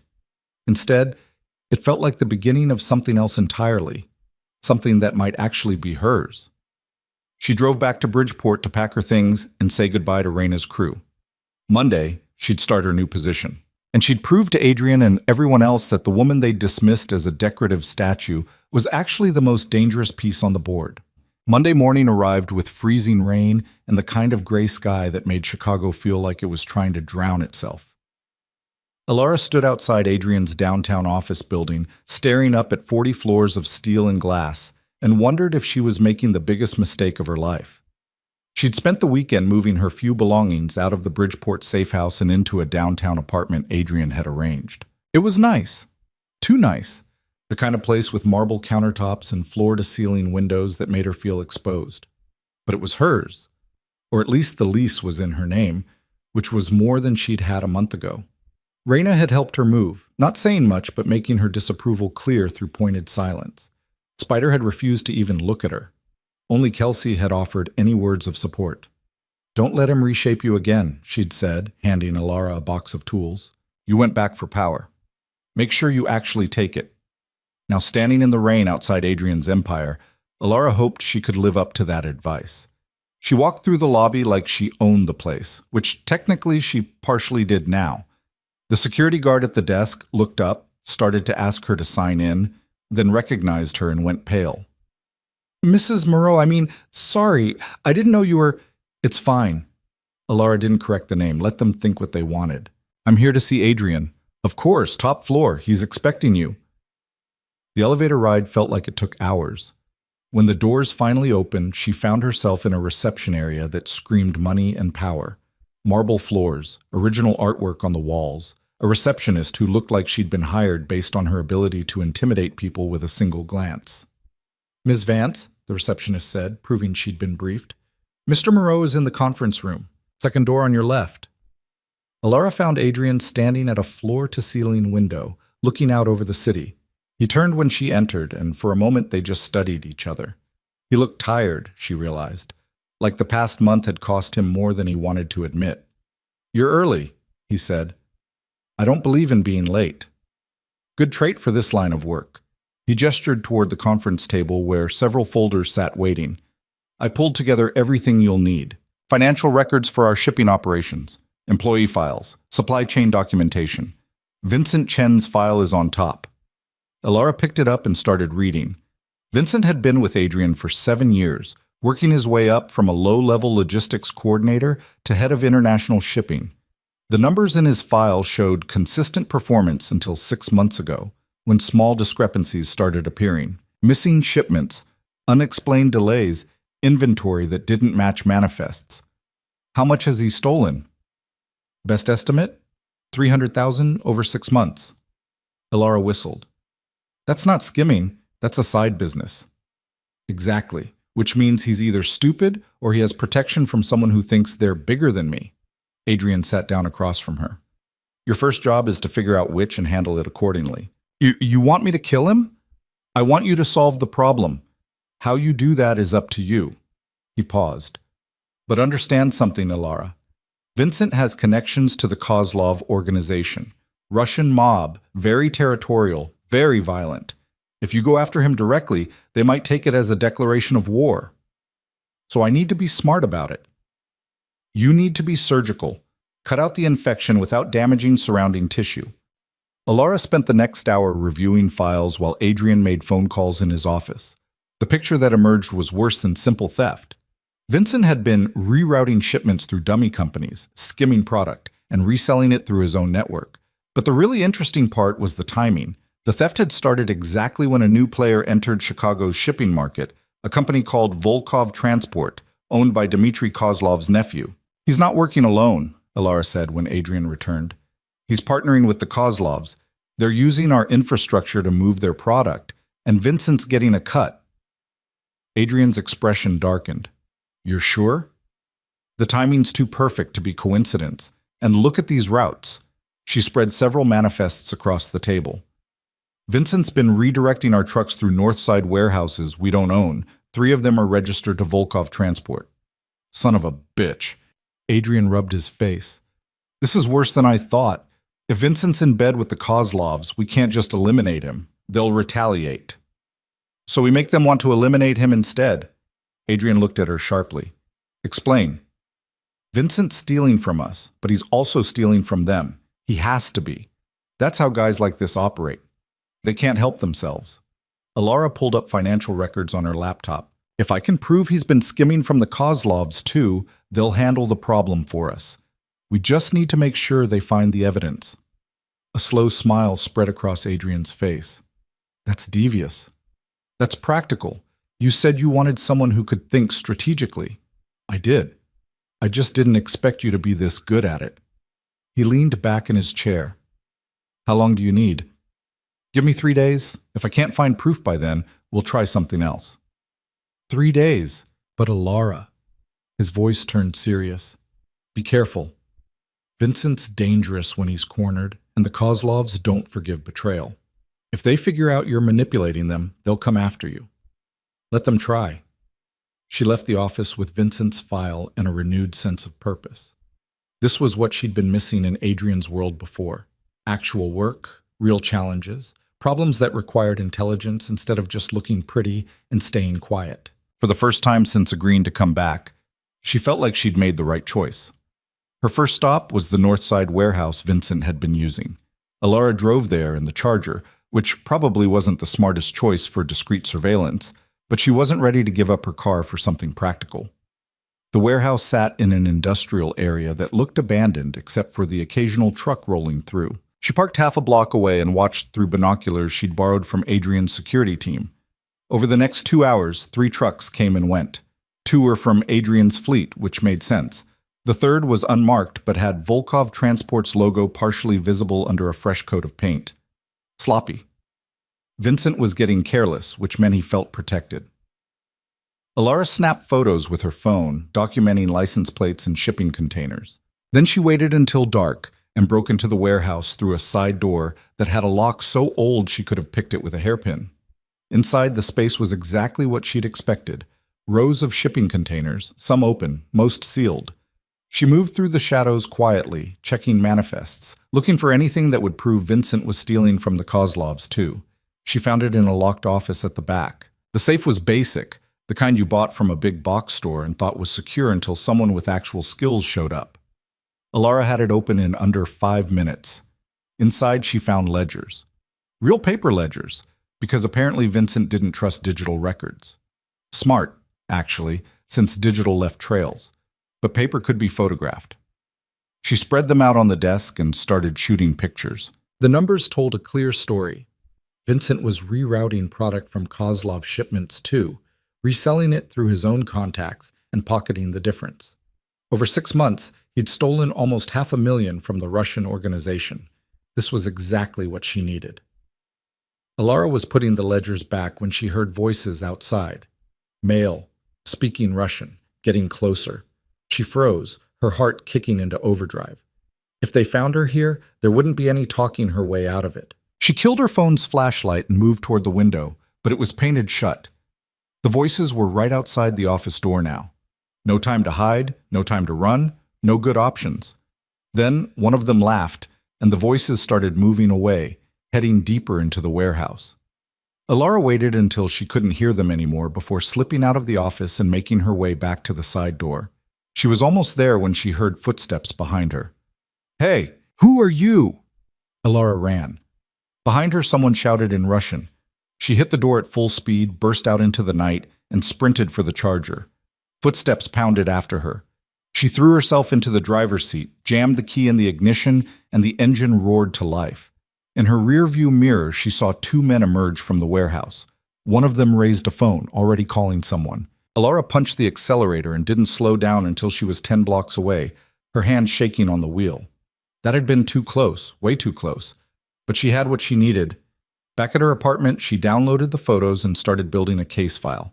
The evidence was damning, clear proof that Vincent had been stealing from the Kozlovs for months. All she needed now was to make sure they saw it. She called Adrian. "I've got the proof." That was fast. Vincent keeps paper records in the warehouse. Very detailed paper records that show exactly how much he's been stealing from our Russian friends. How much? Almost 500,000. Adrian whistled. They'll crucify him. How do we get them the information without making it obvious we're involved? Alara had already thought about that. Anonymous tip. I'll create a fake email account, send them photos of the ledgers with GPS coordinates for the warehouse. They'll think it's coming from inside Vincent's own organization, someone who's tired of his shit and wants him gone. That could work, but there's a risk they'll investigate the source. Let them. The email will route through 6 different servers in 3 countries. By the time they trace it, they'll hit dead ends.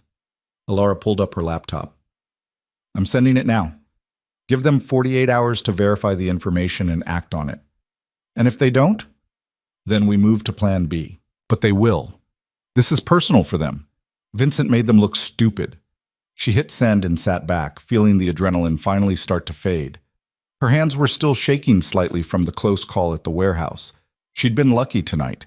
Lucky the men had moved away instead of toward her. Lucky she'd gotten out before they could identify her. But luck ran out eventually. She needed to be smarter, more careful. Her phone rang. Marco's name flashed on the screen. She'd forgotten that Adrian had given her a new phone with numbers for his entire organization programmed in. Yeah? It's Marco. Adrian said you were handling the Vincent situation. That's right. Good. Because I've been wanting to put a bullet in that prick for months. Marco's voice was rough. But there's something you should know. Vincent's been meeting with someone outside the Kozlov organization. I've had people watching him, and twice in the past week, he's met with a guy we can't identify. Always in public places, always brief conversations. Ilara sat up straighter. Could it be another buyer? Someone else he's stealing for? Maybe. Or it could be something worse. Like what?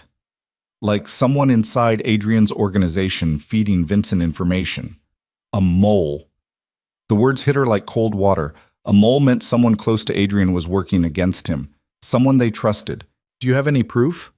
Nothing concrete, just a feeling. But I've been in this business long enough to know when something's off. Marco paused.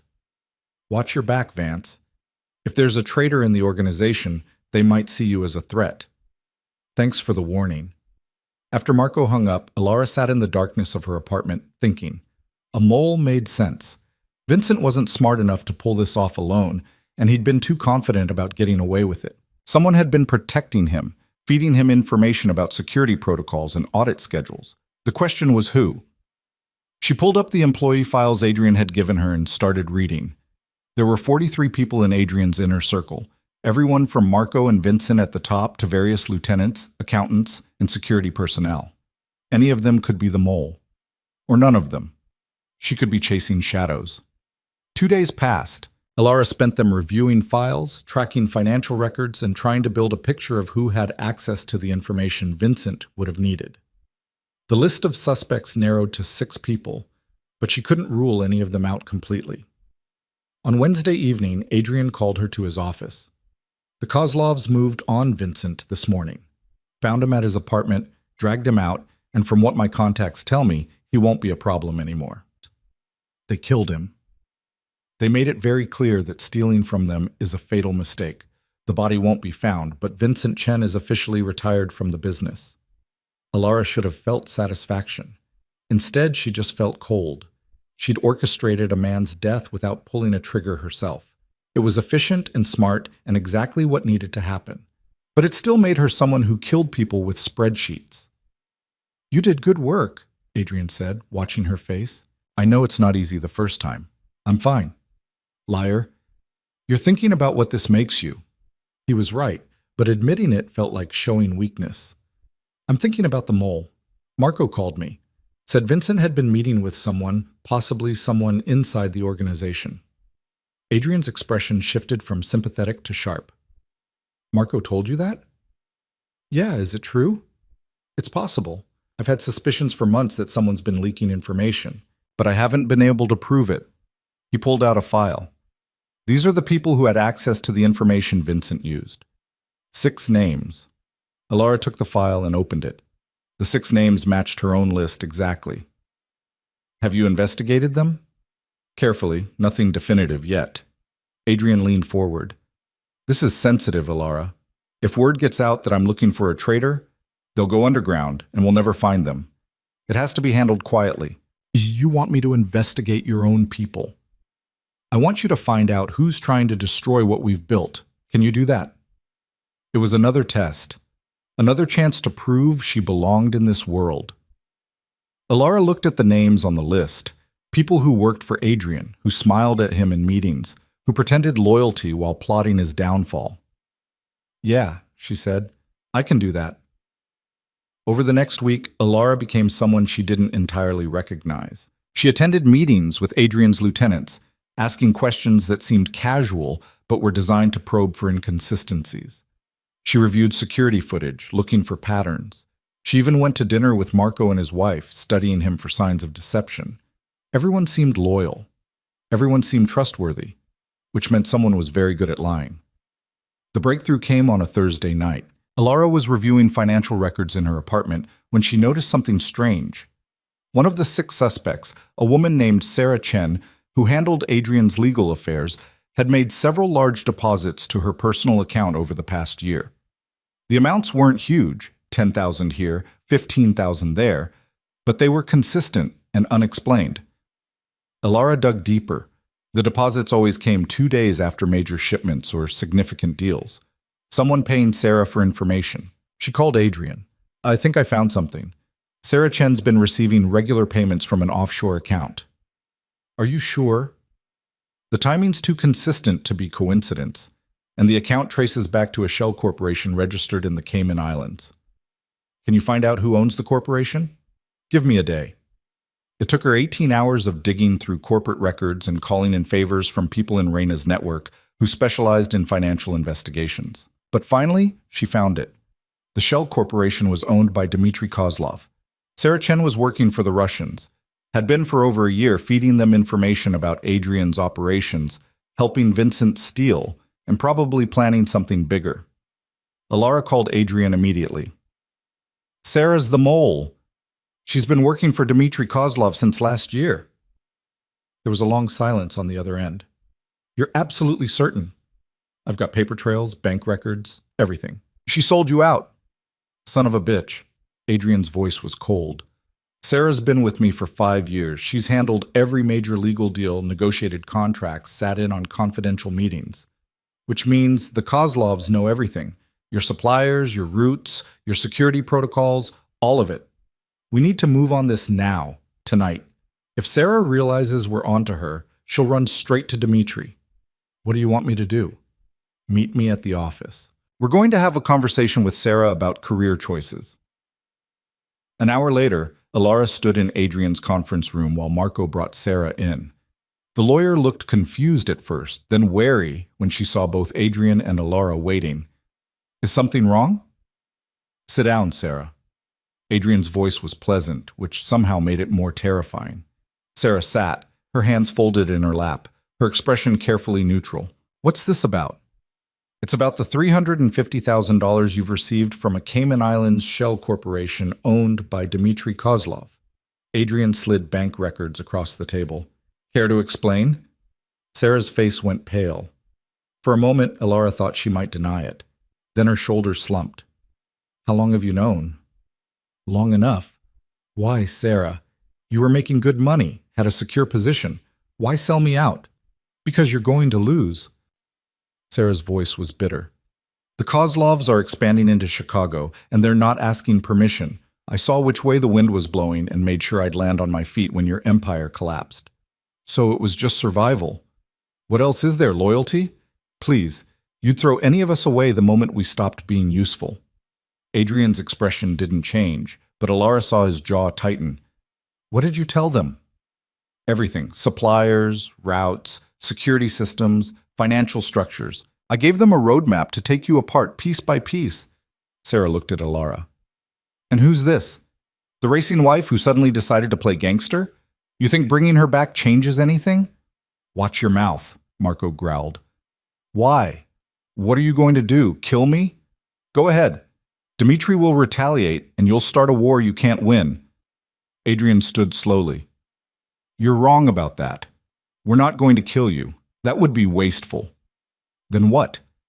You're going to help us. You're going to feed the Kozlovs false information, lead them into a trap, and when this is over, you're going to disappear with your life intact. That's the deal. Sarah laughed, but it sounded strained. And if I refuse? Then we give the Kozlovs proof that you've been skimming from them too. Funny thing about embezzlers, they can never resist stealing from everyone. Adrian nodded at Alara. Show her. Alara pulled out another set of records. These were fabricated, carefully constructed to show Sarah stealing from the payments the Kozlovs had been giving her. It was entirely fictional, but it looked real enough to convince someone who wanted to believe it. Sarah's face went from pale to gray. That's not real. Doesn't matter. Dmitri will believe it's real, and that's all that counts. So you have two choices. Help us, or we hand you to the Russians with evidence that you betrayed them too. The room was silent. Sarah stared at the fake records, her hands trembling. Finally, she looked up at Adrian with hatred in her eyes. What do you want me to do? Tomorrow, you're going to tell your Kozlov contact that we're moving a major shipment through the port of Chicago on Saturday night. You'll give them exact times, locations, security details, everything they need to plan an ambush. And then? And then they'll walk into a trap, and this war will end before it starts. Adrian's smile was cold. Welcome to the consequences of your choices, Sarah. I hope the money was worth it. After Marco escorted Sarah out, Alara found herself alone with Adrian. He poured 2 glasses of whiskey and handed her one. That was risky, she said, using Sarah to bait a trap. It's the only play we have. The Kozlovs think they have the advantage because they've had inside information for a year. Taking that away isn't enough. We need to make them overconfident, make them commit to an attack they can't win. And if Sarah warns them it's a trap, she won't.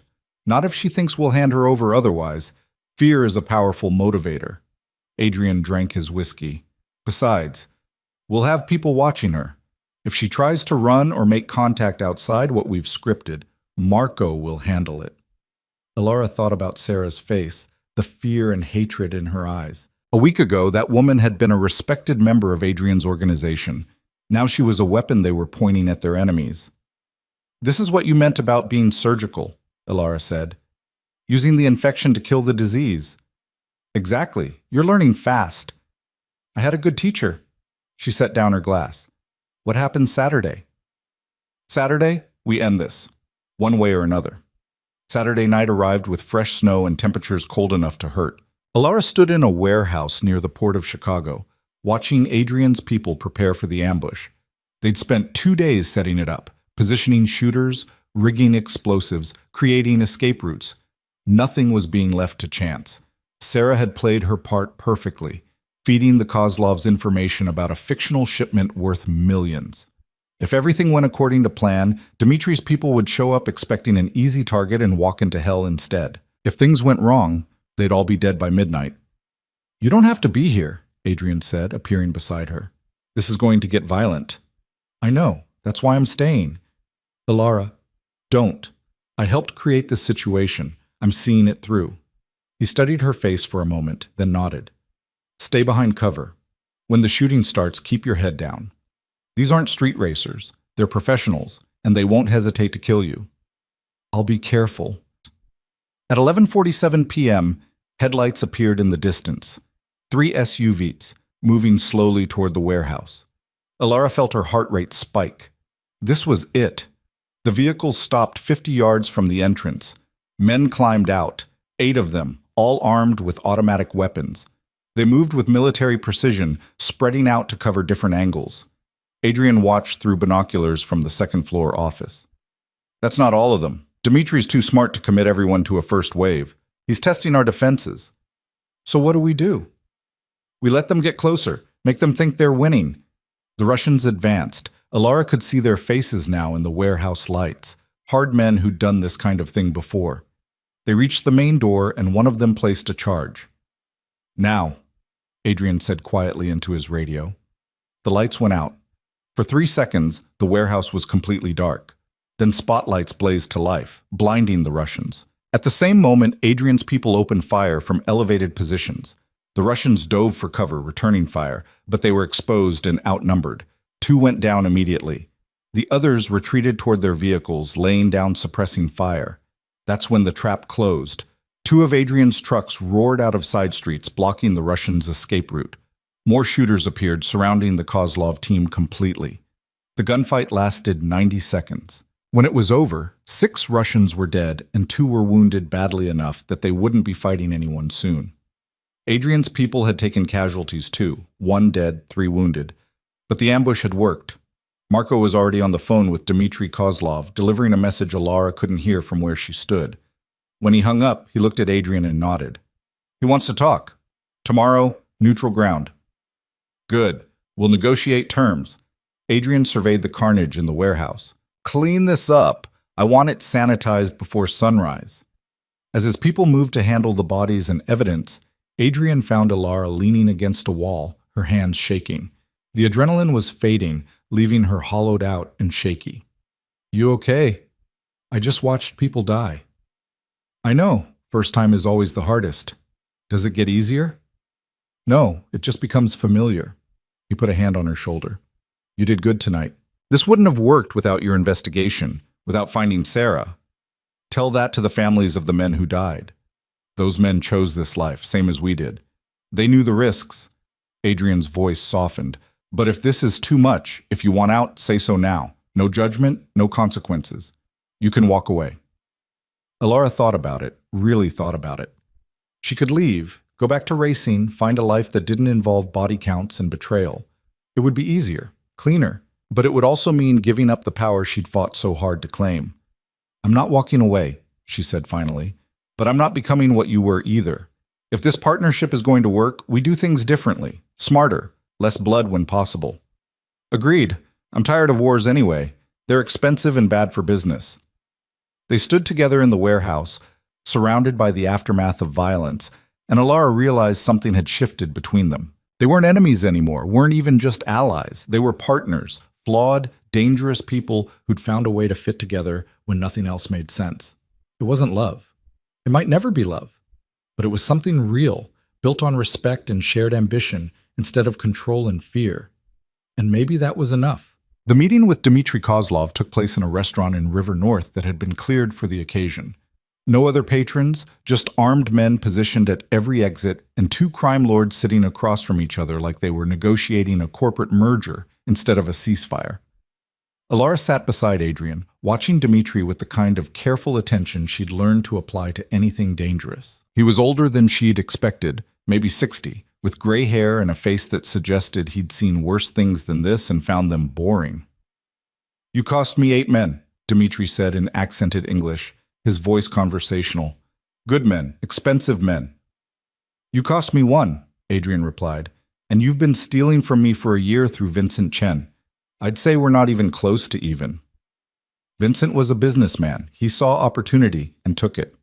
Vincent was a thief who got what thieves deserve, and your nephew's company was complicit in the theft, so let's not pretend this is about honor or business ethics.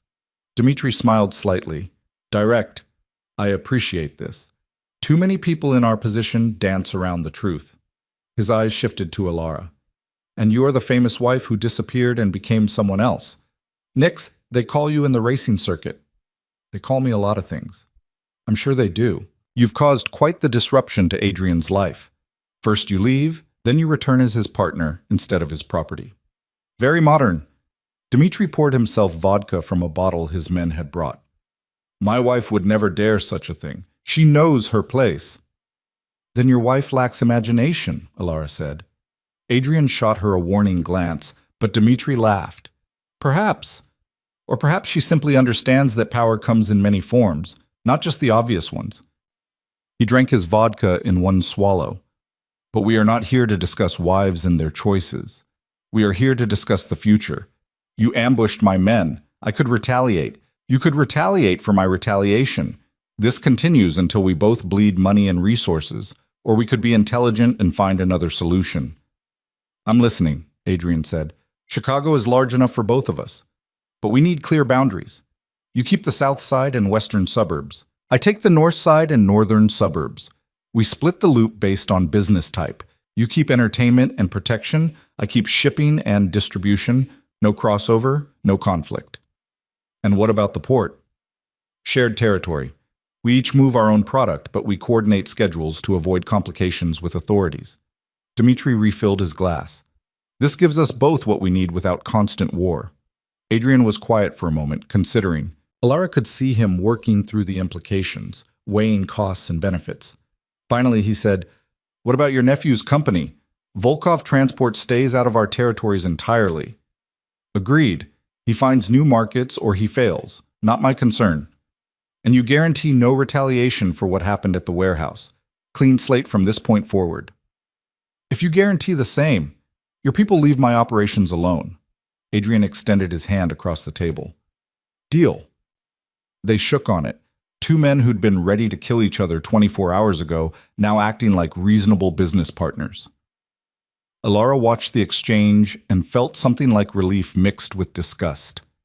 This was how their world worked: violence and negotiation, death and compromise, all part of the same conversation. As they stood to leave, Dmitri paused. A word of advice, if you'll permit an old man's perspective.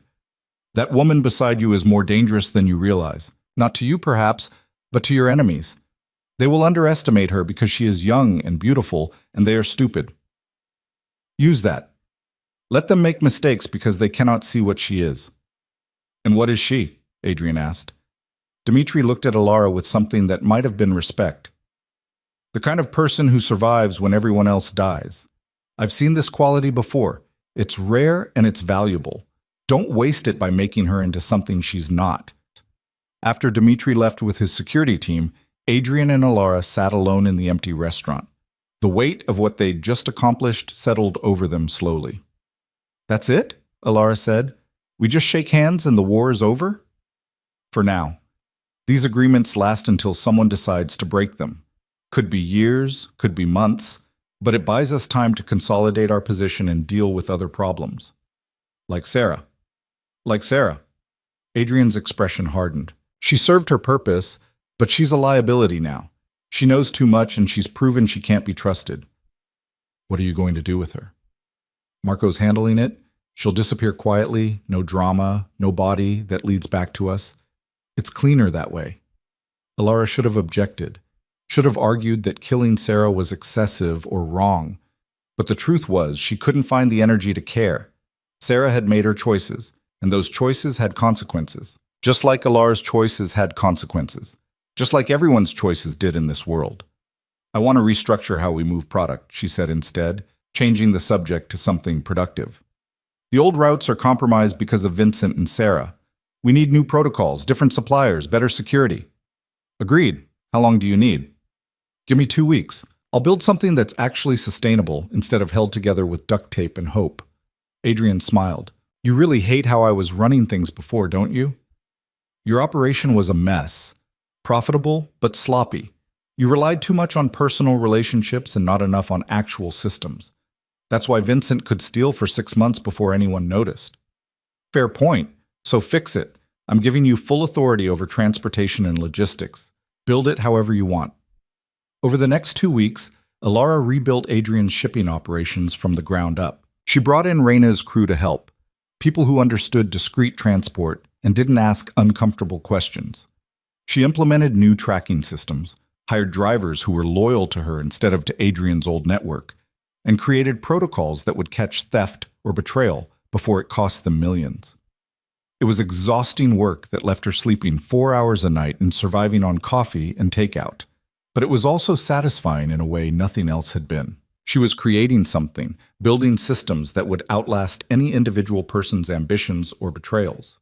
Marco watched her work with obvious skepticism. You're bringing in a lot of new people, he said one afternoon, reviewing her hiring proposals. How do we know we can trust them? We don't, but that's why we have oversight and auditing procedures. Trust is earned over time, not given blindly because someone seems loyal. Adrian's always relied on personal loyalty. And look where that got him. Vincent, Sarah, and probably others we haven't found yet. Alara marked up another document. I'm building something that works whether people are loyal or not. Systems, not faith. Marco shook his head but didn't argue further. He was smart enough to recognize that she had a point, even if he didn't like the implications. The transformation didn't happen smoothly. There were setbacks and complications, people who resisted the changes because they preferred the old way of doing things.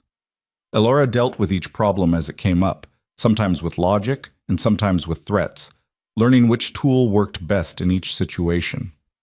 Adrian watched from a distance, giving her space to work, but remaining available when she needed him. Their relationship had settled into something functional and strange. Partners who trusted each other professionally, but maintained careful emotional distance. They had dinner together most nights, discussing business and strategy. They attended events as a united front, presenting the image of a powerful couple. But they slept in separate apartments and never talked about what they'd been to each other before. It worked because neither of them wanted anything more complicated. A month after the meeting with Dmitri, Ilara was reviewing shipping manifests in her office when Adrian knocked on the doorframe. "You need to see something," he said, his expression unreadable. She followed him to the conference room where Marco was waiting with a laptop. On the screen was surveillance footage from the warehouse district, the same area where Ilara had broken into Vincent's operation weeks ago. "What am I looking at?" "This was taken last night," Marco said, playing the footage. "We've been monitoring the area since we took over those warehouses from the Kozlovs." The video showed a woman approaching one of the buildings. It took Ilara a moment to recognize her, Sarah Chen, who was supposed to be dead. "I thought you handled Sarah," Ilara said quietly. "I did." Marco's voice was grim. "I personally confirmed she was dead and disposed of the body. That was 3 weeks ago." "Then who the hell is that?" They watched as the woman on the surveillance footage picked the lock and entered the warehouse. She moved with confidence, like she belonged there. 20 minutes later, she emerged carrying a bag and disappeared into the night. "It's not Sarah," Adrian said. It's her sister, Lauren. Apparently, Sarah had been training her as a backup in case things went wrong. They look enough alike that in low light, you'd mistake them." Ilara's stomach dropped. "So Sarah's dead, but her sister knows everything she knew. And she's been accessing our files, stealing information, probably planning to sell it to whoever will pay." Adrian closed the laptop. "This is my fault. I should have made sure Sarah didn't have any family who could become a problem." "You can't think of everything. In this business, you have to. One mistake, one loose end, and it all falls apart." Marco cleared his throat. "I can handle this, same as before." "No." Laura surprised herself by speaking up. "Let me talk to her first." Adrian frowned. "Why?" "Because killing her makes us look weak. Sarah dies. Now her sister dies. That's a pattern. That's fear. But if we can turn Lauren into an asset, flip her loyalty the way we tried with Sarah, then we're showing strength instead of desperation. And if she refuses, then Marco handles it. But let me try first." Adrian and Marco exchanged a look. Finally, Adrian nodded. "You've got 24 hours. After that, we do this the permanent way." Finding Lauren Chen wasn't difficult. She was staying in her sister's old apartment in Wicker Park, apparently not smart enough to realize that was the first place anyone would look. Ilara showed up alone at 9 p.m., knocked on the door and waited. Lauren answered with a gun in her hand. She looked like Sarah, same features, similar build, but younger, maybe 25, with fear in her eyes that her sister had learned to hide better. "You're Ilara Vance. Adrian's wife. Partner, actually. Can I come in?" "Why would I let you in?" "Because if I wanted you dead, I wouldn't knock.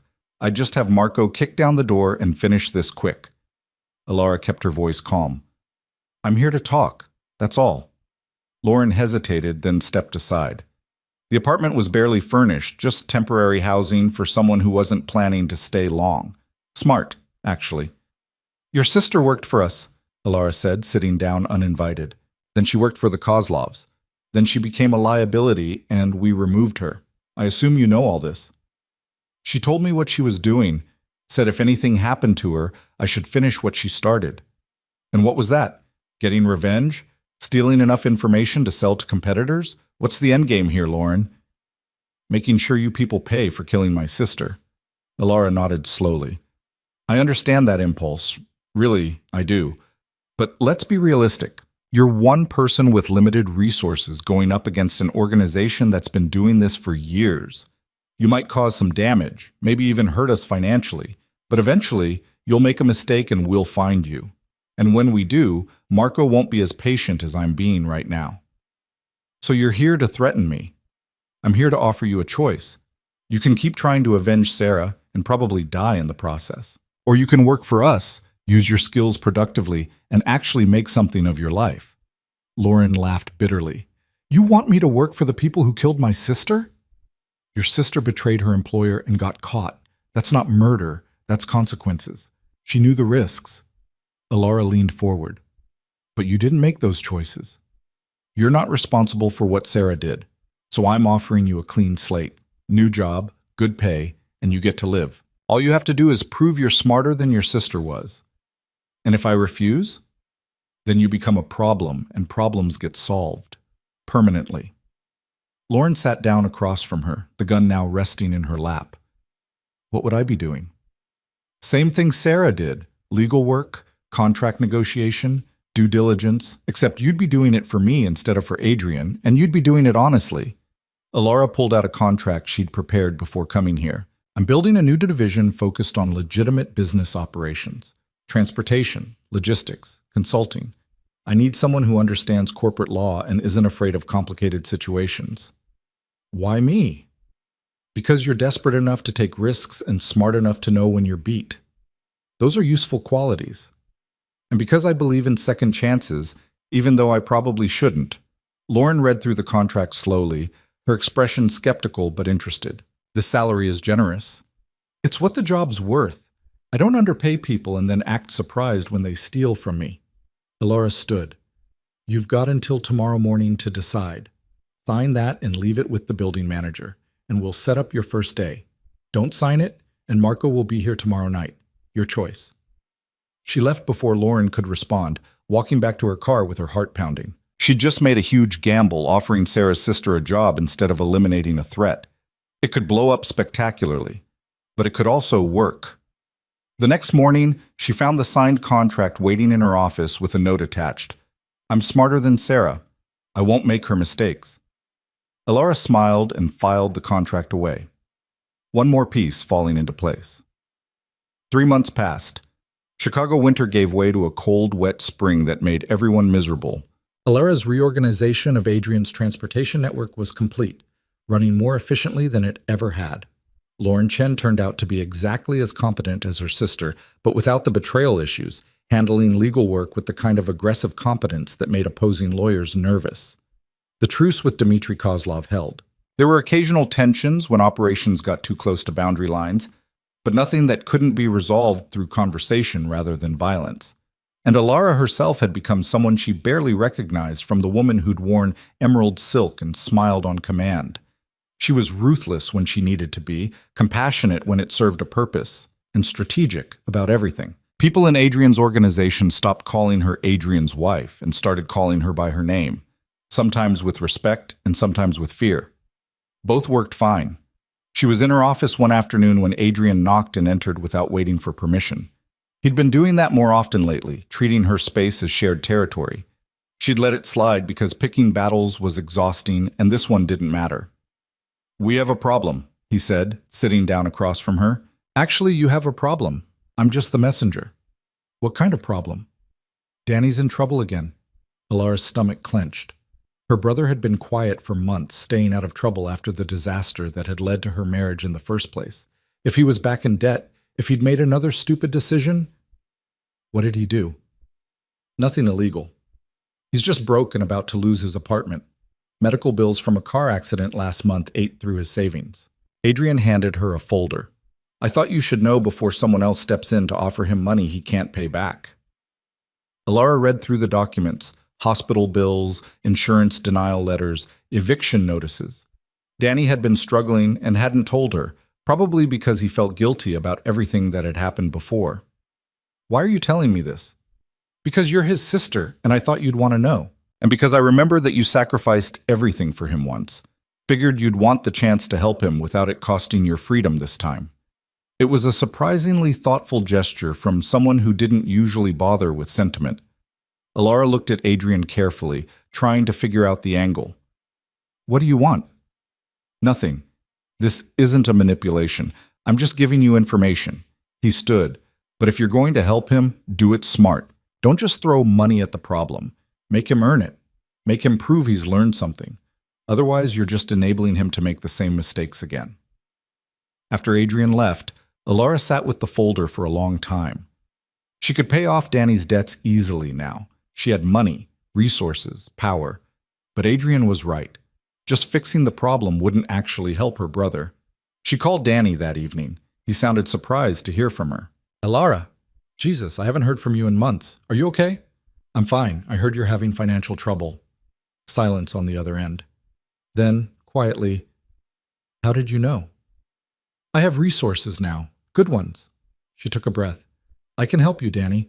Pay off the medical bills, cover your rent for a few months while you get stable, but I need you to do something for me in exchange. What? Get your life together. Find a real job. Stay away from gambling. Prove you're not going to end up in this situation again. I'll help you now, but this is the last time. Next time you fall, I'm not catching you. Elara, I'm sorry. For everything that happened before, I don't want apologies. I want you to be better. Can you do that? Yes, I can do that. Good. I'll wire you money tomorrow. Use it wisely. After she hung up, Elara felt something she hadn't felt in months, a kind of lightness. She'd been carrying guilt about Danny for years, feeling responsible for his mistakes. But this conversation had shifted something. She could help him without sacrificing herself. She could care about him without being destroyed by his poor choices. It felt like freedom. That evening, she met Adrian for dinner at a restaurant downtown. It had become their routine. Once or twice a week, they'd meet to discuss business and pretend they were normal people having normal meals instead of crime bosses planning operations. I talked to Danny, she said over wine. Told him I'd help, but that this was the last time. Good. You can't save people who don't want to save themselves. You sound like you're speaking from experience. I am. I've tried to help people before. Most of them just took the money and made the same mistakes again. He paused. But you're different. You actually learned from your situation. That's rare. I didn't have a choice. It was learn or die. Everyone has a choice. You chose to survive instead of giving up. That's not nothing. It was the closest thing to a compliment Adrian had given her in weeks. Elara didn't know what to do with it, so she just drank her wine and changed the subject. I've been thinking about expansion. The legitimate businesses are doing well enough that we could branch into other cities. Build a real transportation network instead of just Chicago operations. You want to grow this, don't you? Or are you content just maintaining what we have? Adrian smiled. I'm never content, but expansion means more risk, more exposure, more chances for things to go wrong. It also means more profit and more stability. Right now, we're dependent on Chicago staying friendly. If Dimitri changes his mind or someone else moves into our territory, we're vulnerable.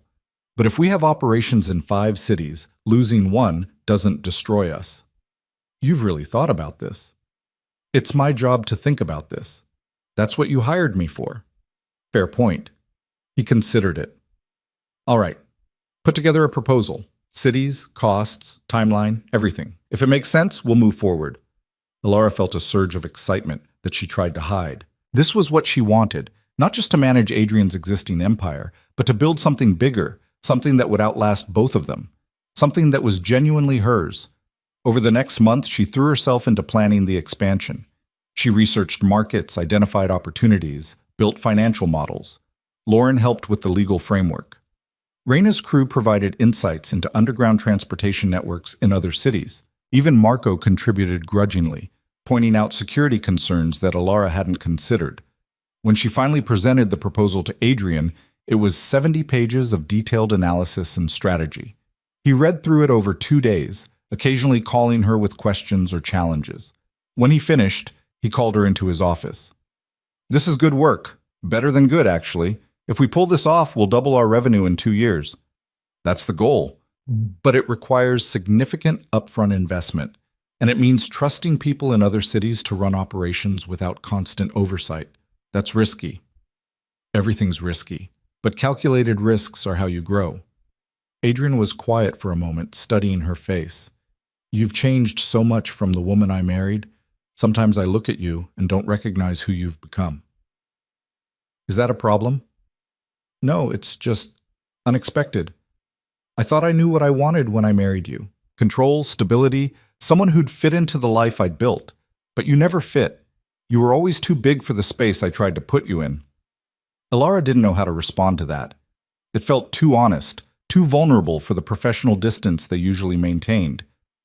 I'm approving the expansion, Adrian continued.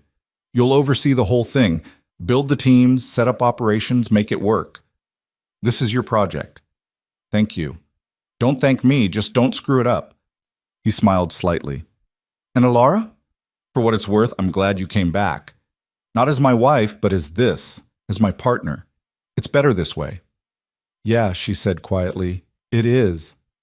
The expansion took 6 months to implement fully. Elara spent weeks traveling to Milwaukee, Indianapolis, Detroit, building networks and establishing operations. She hired locally, trained managers, created systems that could run without her constant supervision. It was exhausting and exhilarating. She was building an empire of her own, using Adrian's resources and reputation, but making it into something uniquely hers. And it worked. Within a year, the expansion was profitable. Within 2 years, it had exceeded every projection she'd made. Adrian's organization, their organization now, had transformed from a Chicago crime operation into a legitimate multi-city transportation business with a few illegal side operations that nobody talked about. 3 years after Alara had walked out of the Drake Hotel in a torn dress and stolen car, she stood in front of a room full of business partners presenting quarterly results. She wore a suit that cost more than her old apartment's monthly rent. Her hair was cut short now, professional, no longer trying to look like someone's decorative wife. Adrian sat in the back of the room, watching her work the crowd with the confidence of someone who'd earned her place instead of being given it. When she finished the presentation to applause, he caught her eye and nodded slightly. After the meeting, they stood together on the balcony of the downtown office, looking out over Chicago. The city spread before them, glittering and cold and full of possibilities. "You've built something remarkable," Adrian said. "This whole operation, everything you've created, it's impressive." "We built it, together." "No, I provided resources and got out of your way. You built it." He turned to face her. "And I need to apologize for something, for how I treated you before, for not seeing who you were until you forced me to look. That was 3 years ago. I've moved past it." "Have you? Because sometimes I think you're still angry, still carrying that around." Alara thought about it honestly. Was she still angry? Not really. She'd been furious once, consumed with rage at being treated like property. But somewhere along the way, the anger had burned itself out. She'd taken everything Adrian tried to keep from her, power, respect, autonomy, and made it hers. Revenge through success instead of destruction. "I'm not angry anymore," she said finally. "But I'm not grateful either. What we have now, this partnership, it works because we're equals. The moment that changes, the moment you try to control me again, I'm gone. And this time I'll take half the empire with me." Adrian laughed. "I wouldn't expect anything less. And honestly, I wouldn't want you to stay if things went back to how they were. This version of you is infinitely more interesting. This was always me. You just never bothered to look. I know. That was my mistake." He extended his hand. "To continued partnership?" Alara shook his hand. "To continued partnership, and to staying out of each other's way when necessary." "Deal." They stood together on the balcony as the sun set over Chicago, two people who'd destroyed each other and rebuilt something functional from the wreckage. It wasn't a love story. It probably never would be. But it was a story of transformation, of taking the worst situation and refusing to let it define her. Alara thought about the woman she'd been 3 years ago, silent and suffocating in emerald silk. That woman was dead, killed the night she overheard Adrian dismiss her as empty and lifeless. In her place stood someone harder, sharper, more dangerous. Someone who raced cars under assumed names and built business empires, and made men like Dmitry Kozlov treat her with respect. She'd been a statue once, decorative and silent. Now she was the storm they'd all underestimated. And she was just getting started. 5 years after leaving the Drake Hotel, Alara stood in the garage of their Chicago headquarters, watching mechanics work on a new fleet of vehicles she'd commissioned. The Charger sat in the corner, retired from active racing but kept pristine because it meant something to her. A reminder of who she'd been and how far she'd come. Danny stopped by occasionally, clean now, working a steady job, finally stable. He'd apologized 100 times for the choices that had led to her marriage. She'd forgiven him eventually, not because he deserved it, but because holding grudges was exhausting and life was too short. Raina's crew had integrated into Alara's legitimate operations, running security and specialized transport. Spider had stopped looking at her with suspicion. Kelsey sent her a Christmas card every year with a note that just said, "Told you not to let him reshape you." Marco had become something like a friend, or at least a trusted colleague. Lauren Chen ran their legal department with ruthless efficiency and genuine loyalty earned through respect instead of fear. And Adrian had kept his word about the partnership. They worked together, argued regularly, occasionally agreed on things. He'd started dating someone, a doctor who had no connection to their world and didn't ask uncomfortable questions. Alara was genuinely happy for him, which felt strange but not unwelcome. She'd started seeing someone too, a woman she'd met at a business conference who owned a legitimate shipping company and thought Alara's past was fascinating instead of terrifying. It was casual, uncomplicated, everything her relationship with Adrian had never been. Life was good, not perfect. There were still threats, still competition, still moments when everything could fall apart. But it was hers, built on her terms, answering to no one's expectations except her own. She heard footsteps behind her and turned to find Adrian approaching with 2 cups of coffee. "Thought you might need this," he said, handing her one. "Thanks." She accepted it, and they stood together watching the mechanics work. "I've been thinking about opening an operation in New York." "Of course you have. You're never satisfied." "Would you be?" "No. That's why we work well together." He sipped his coffee. "New York's expensive and complicated. You sure you want to take that on?" "I'm sure. I've already got contacts there, and the market analysis looks good." "Then do it. Just keep me updated." They were quiet for a moment, comfortable in the silence. Then Adrian said, "You know, I used to think power meant controlling everything around you. Every person, every situation, every outcome. But watching you these past few years, I've learned something different." "What's that?" "Real power is knowing when to let go. When to trust other people to do their jobs without micromanaging. When to step back and let things unfold instead of trying to script everything." He looked at her. "You taught me that. By refusing to be controlled, by building something I couldn't take credit for. You showed me what partnership actually means." Alara didn't know what to say to that. It was the most honest thing Adrian had said to her in years, maybe ever. "We both learned something," she said finally. "You learned to share power. I learned that taking it doesn't make you a villain. It just makes you smart." To being smart, then. They touched coffee cups and a makeshift toast, 2 people who'd almost destroyed each other and somehow ended up building something better instead. That night, Alara drove the Charger through Chicago's streets, not racing, just moving through the city she'd claimed as hers. She passed the warehouse district where she'd first returned to racing, past the Drake Hotel where her marriage had finally broken, past the safe house in Bridgeport where she'd learned to survive. All the places that had shaped her were still there, permanent markers of her transformation. From invisible wife to street racer to criminal strategist to legitimate businesswoman, each version of herself building on the last. She'd been so many people in 5 years, but for the first time she felt like all those versions had finally integrated into someone whole. Someone who could be ruthless and compassionate, strategic and reckless, powerful and vulnerable. Someone who didn't need anyone's permission to exist. She pulled the Charger into the parking garage of her downtown apartment and sat for a moment in the silence after the engine died. Tomorrow she'd start planning the New York expansion. Tomorrow she'd have meetings and negotiations and 100 decisions to make. But tonight, she was just Alara Vance, the woman who'd refused to stay dead when someone tried to bury her. And that was enough. She climbed out of the car, locked it, and walked toward the elevator.